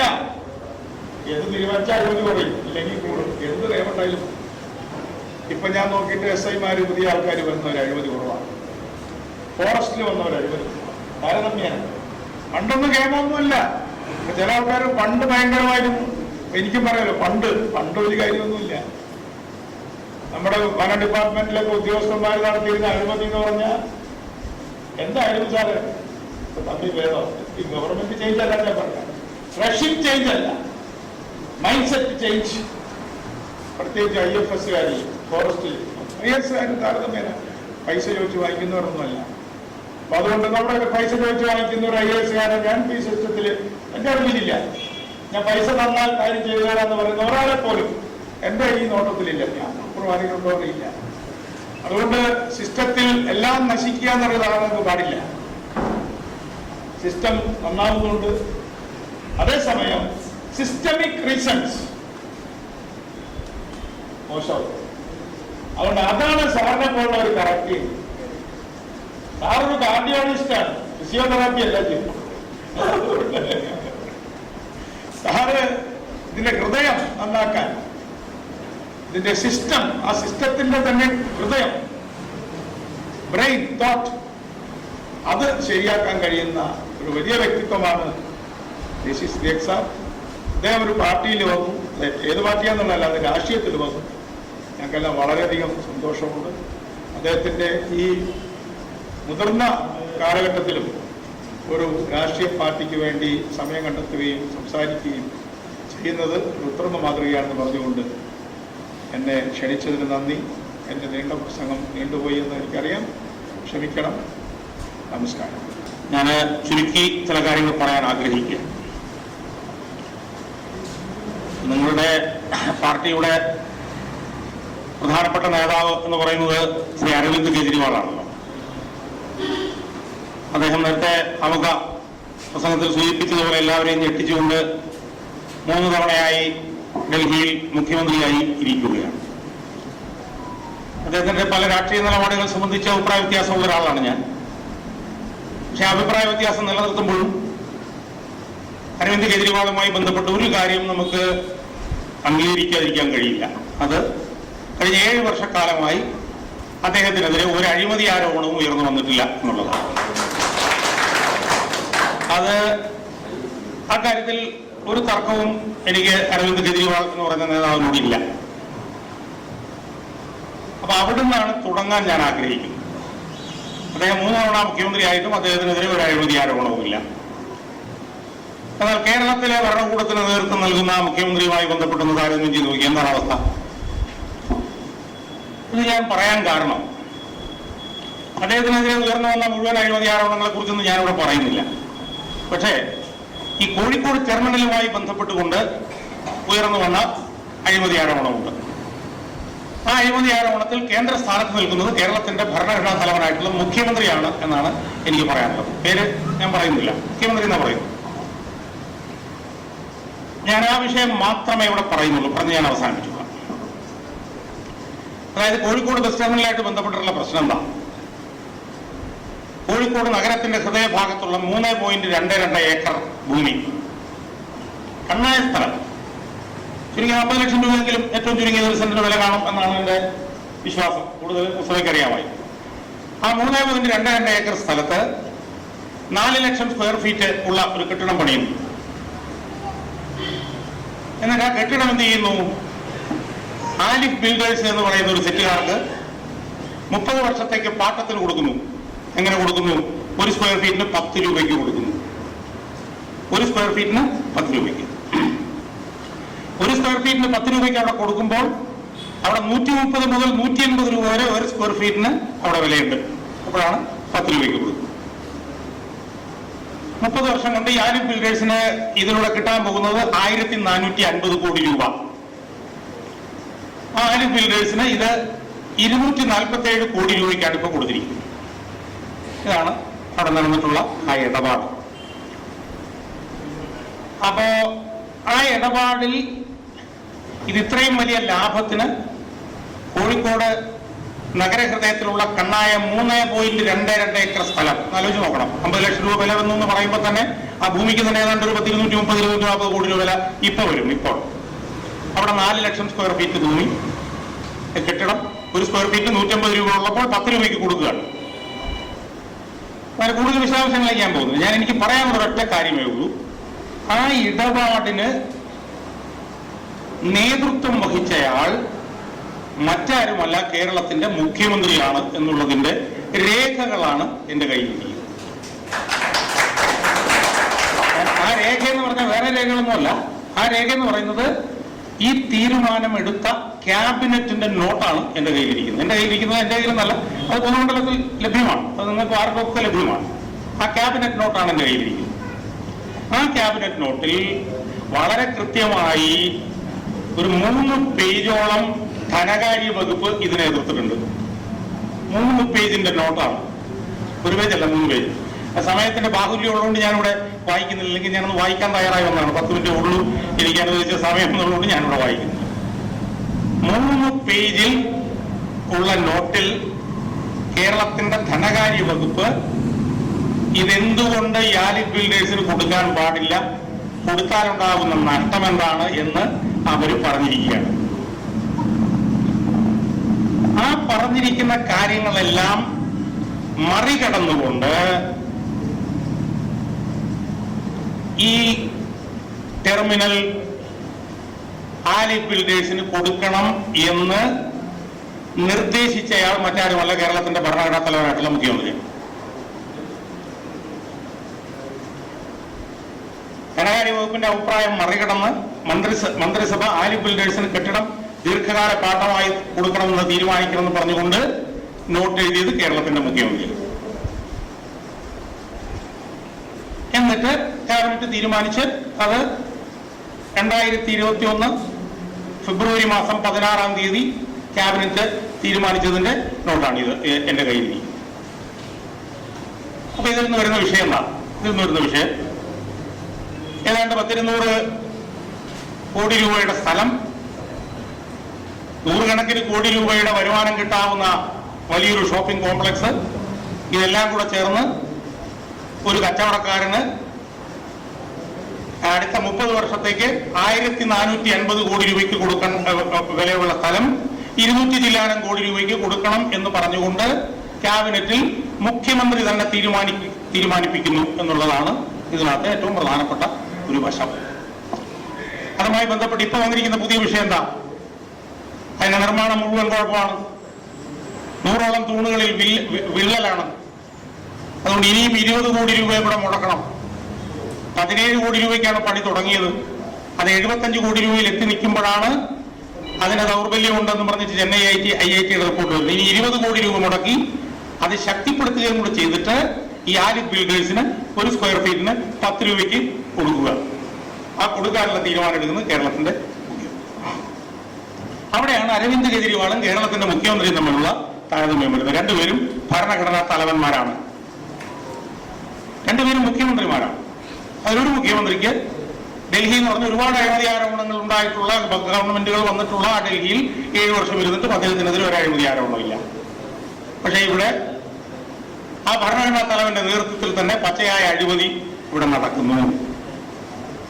അത് ഞാൻ പറഞ്ഞ അവിടെ അവസാനിപ്പിക്കുന്നു. ഒരു കാര്യം കൂടെ പറഞ്ഞ് അവസാനിപ്പിച്ചോളാം. ഇവിടുത്തെ പ്രധാനപ്പെട്ട പ്രശ്നം എന്താ? ഇവിടെ എന്ത് നടന്നാലും ഒരു എതിർപ്പില്ല. 2-3 കാര്യങ്ങൾ ഞാൻ പറയാം. മുട്ടിൽ മരമുറി നടന്നു. ഇവിടെ 500 കോടി രൂപയുടെ മരങ്ങളുള്ള ഇവിടെ നടന്നു. അതിന്റെ പ്രതികൾ എല്ലാവരും ഇപ്പൊ പുറത്ത്, ഒരാളും ചെയ്യില്ല. ഇവിടെ ഒരു എതിർപ്പില്ല. ഇവിടെ ഞാൻ പറയട്ടെ, ഇപ്പൊ കോവിഡ് നമ്മൾ നിർത്തി നോക്കിയില്ലേ? കോവിഡ് വന്ന കാലത്ത് നമ്മളെന്താ പറഞ്ഞത്? കോവിഡിനെ തടഞ്ഞു നിർത്തി എന്നാ പറഞ്ഞത്. ഇപ്പൊ കോവിഡിന്റെ സ്ഥിതി എന്താ? കേരളത്തിൽ 43 ലക്ഷം പേർക്ക് കോവിഡ് വന്നു. കേരളത്തിൽ 33,000 പേര് കോവിഡ് വന്ന് മരിച്ചു എന്ന് ഔദ്യോഗിക കണക്കുകൾ. ഇന്ന് ഇന്ത്യയിൽ ഒരു സംസ്ഥാനത്തും വേറെ കോവിഡ് ഇല്ല. പക്ഷെ കേരളത്തിൽ ഇപ്പോഴും 5,000-6,000 കോവിഡ് ഉണ്ട്. കേരളത്തിൽ ഇപ്പോഴും ടെസ്റ്റ് പോസിറ്റിവിറ്റി റേറ്റ് 10%. 110 പേർക്ക് ഇപ്പോഴും കോവിഡാണ്. ഇവിടെ ആരെങ്കിലും ചോദിക്കുന്നുണ്ടോ? നമുക്ക് ഓർമ്മയില്ലേ, പിന്നെ കഴിഞ്ഞ ഒരു വർഷം മുമ്പ് കൊറോണ വൈറസ് സ്ലേയർ, കൊറോണ വൈറസിനെ ചെത്തി കൊന്നയാൾ എന്ന് പറഞ്ഞ് KK ശൈലജയ്ക്ക് നമ്മൾ എത്രയോ അന്താരാഷ്ട്ര പത്രസമ്മേളനങ്ങളിൽ കണ്ടു. പക്ഷെ ആരും ചോദിക്കാനില്ല. കോഴിക്കോട് ടെർമിനൽ ഇതുപോലെ വലിയ അഴിമതി നടന്നു, മുഖ്യമന്ത്രിയുടെ നേതൃത്വത്തിലാണ് നടന്നതെന്നുള്ളതിനുള്ള രേഖ പുറത്തുണ്ട്. പക്ഷെ ഇവിടെ ചോദിക്കുന്നില്ല, ആരും ചോദിക്കുന്നില്ല, അത് ഉയർത്തുന്നില്ല. പിന്നെ മരക്കൊള്ളയുമായി ബന്ധപ്പെട്ട് പ്രതികൾ മുഴുവൻ പുറത്ത്, ഇവരാരും ചോദിക്കുന്നില്ല. ഇവിടെ ഒരു സ്ത്രീ, ഒരു ചെറുപ്പക്കാരി പെൺകുട്ടിയുടെ മകളെ അവരുടെ കയ്യിൽ നിന്ന് പിടിച്ചു കുറച്ച് കൊണ്ടുപോകുന്നു, ഇവിടെ ആരും ചോദിക്കാനില്ല. നമ്മളിവിടെ എന്താ ചെയ്യുന്നത്? ഇത് ചോദിക്കാനുള്ള ഉത്തരവാദിത്വം പ്രതിപക്ഷത്തിനാണ്. അവർ ചെയ്യുന്നില്ല എന്ന് പറഞ്ഞ് അവരെ കുറ്റപ്പെടുത്തിക്കൊണ്ടിരിക്കും. ഞാൻ പറയുന്നത് ഇതിനെ ചോദ്യം ചെയ്യാനുള്ള ഉത്തരവാദിത്വം ബാധ്യതയും നമുക്ക് എല്ലാവർക്കും ഉണ്ട്. ഈ അനീതിയെ ചോദ്യം ചെയ്യാനുള്ള ബാധ്യതകൾ നമ്മൾ ആർക്കെങ്കിലും അങ്ങോട്ട് എഴുതി അങ്ങോട്ട് കൊടുത്തിട്ടൊന്നുമില്ല. ആ ബാധ്യത നമ്മൾ നിറവേറ്റുന്നുണ്ടോ എന്നുള്ളത് സ്വയം വിമർശനപരമായി നമ്മൾ ചിന്തിക്കണം എന്നാണ് ഞാൻ പറയുന്നത്. ഇപ്പൊ കഴിഞ്ഞ ദിവസം താഹ ഫസൽ എന്ന് പറഞ്ഞ ചെറുപ്പക്കാരനെ വെറുതെ വിട്ടു. ബഹുമാനപ്പെട്ട സുപ്രീം കോടതി പറഞ്ഞെന്താണെന്നറിയാമോ? ഫൈൻ അടിച്ച് കുറ്റമുക്തമാക്കാവുന്ന കേസാണെന്നാണ് പറഞ്ഞത്. ഫൈൻ അടിച്ച് പറഞ്ഞു വിടാവുന്ന കേസിലാണ് താഹ ഫസൽ എന്ന് പറഞ്ഞൊരു പാവപ്പെട്ട ചെറുപ്പക്കാരനെ 570 ദിവസം ജയിലിലിട്ടത്. അഹങ്കാരം കൊണ്ട് മാത്രം 570 ദിവസം ജയിലിലിട്ടു. ആരെങ്കിലും ചോദിക്കുന്നുണ്ട് ഇവിടെ? അതുകൊണ്ട് ഞാൻ ദീർഘിപ്പിക്കുന്നില്ല. അനീതി, അഴിമതി, ഇതിന്റെയൊക്കെ അങ്ങേ അറ്റം ഇവിടെ മോൻസൺ എന്ന് പറഞ്ഞൊരുത്തനൂടെ വന്നു. നമ്മൾ കണ്ടതല്ലേ നടന്ന സംഭവങ്ങൾ? അവിടെ ആരൊക്കെയാ പോയെന്ന് നമ്മൾ കണ്ടതല്ലേ? ആരൊക്കെയാണ് അവിടെ വടിവാൾ എടുത്തുകൊണ്ടിരുന്നത് നമ്മൾ കണ്ടത്? എല്ലാം നമ്മൾ കണ്ടല്ലേ? എവിടെ പോയി മോൻസൺ? അന്തരീക്ഷത്തിൽ വിലയും പ്രാപിച്ചു. കേസ് പോലും പോകുന്നില്ല ആരും കോടതി. അതുകൊണ്ട് ഞാൻ പറയുന്നത്, ഇതെല്ലാം വേറെ ആരുടെയോ ചുമതലയാണെന്ന് പറഞ്ഞ് മാറിയിരിക്കുകയല്ല നമുക്ക് ചെയ്യേണ്ടത്. നമ്മൾ ചെയ്യേണ്ടത്, നമുക്ക് ഓരോരുത്തർക്കും ചെയ്യാൻ ഒരുപാട് കാര്യങ്ങളുണ്ട്. അവിടെ കർണാടകം ഭരിച്ചുകൊണ്ടിരുന്നപ്പോൾ കർണാടകയുടെ മുൾമുനയിൽ നിർത്തിയ ആൾ ഒരു വ്യക്തിയായിരുന്നു, നവാബ് രാജേന്ദ്രൻ. ഒരു വ്യക്തിയായിരുന്നു. 10-28 വർഷക്കാലം പിന്നെ അഭയ കേസ് നടത്തി അതിനെതിരെ വിധി കൊണ്ടുവന്നത് ജോമോൻ പുത്തപ്പരയ്ക്കൽ എന്ന് പറഞ്ഞൊരു വ്യക്തിയായിരുന്നു. അതുകൊണ്ട് ഇവിടെ അനീതിക്കെതിരെ സമരം ചെയ്യാൻ UDF മാത്രമേ കഴിയുള്ളൂ, പ്രതിപക്ഷത്തിന് മാത്രമേ കഴിയുള്ളൂ എന്ന് നമ്മൾ പറയേണ്ട കാര്യം. നമുക്കും ചെയ്യാൻ ഒരുപാട് കാര്യങ്ങൾ, അത് നമുക്ക് ചെയ്യാൻ കഴിഞ്ഞിട്ടില്ല എന്നുള്ളത് സ്വയം വിമർശനപരമായി നമ്മൾ കാണണം. അത് ചെയ്യാൻ പിന്നെ യോഗ്യതയുള്ള ഒരു സംവിധാനമാണ് ആം ആദ്മി പാർട്ടി എന്നാണ് ഞാൻ വിശ്വസിക്കുന്നത്. അതുകൊണ്ട് എനിക്ക് അവസാനമായി പറയാനുള്ള കാര്യം, ഭരണകൂടത്തിന്റെ ഇതുപോലെയുള്ള അനീതികൾക്കെതിരെ പ്രത്യക്ഷ സമരവുമായി ഇറങ്ങിയ ഭരണകൂടത്തിനെതിരെ പിന്നെ ശക്തമായിട്ടുള്ള ഭൗതികമായിട്ടുള്ള സമര പരിപാടികളിലേക്ക് മാറണം.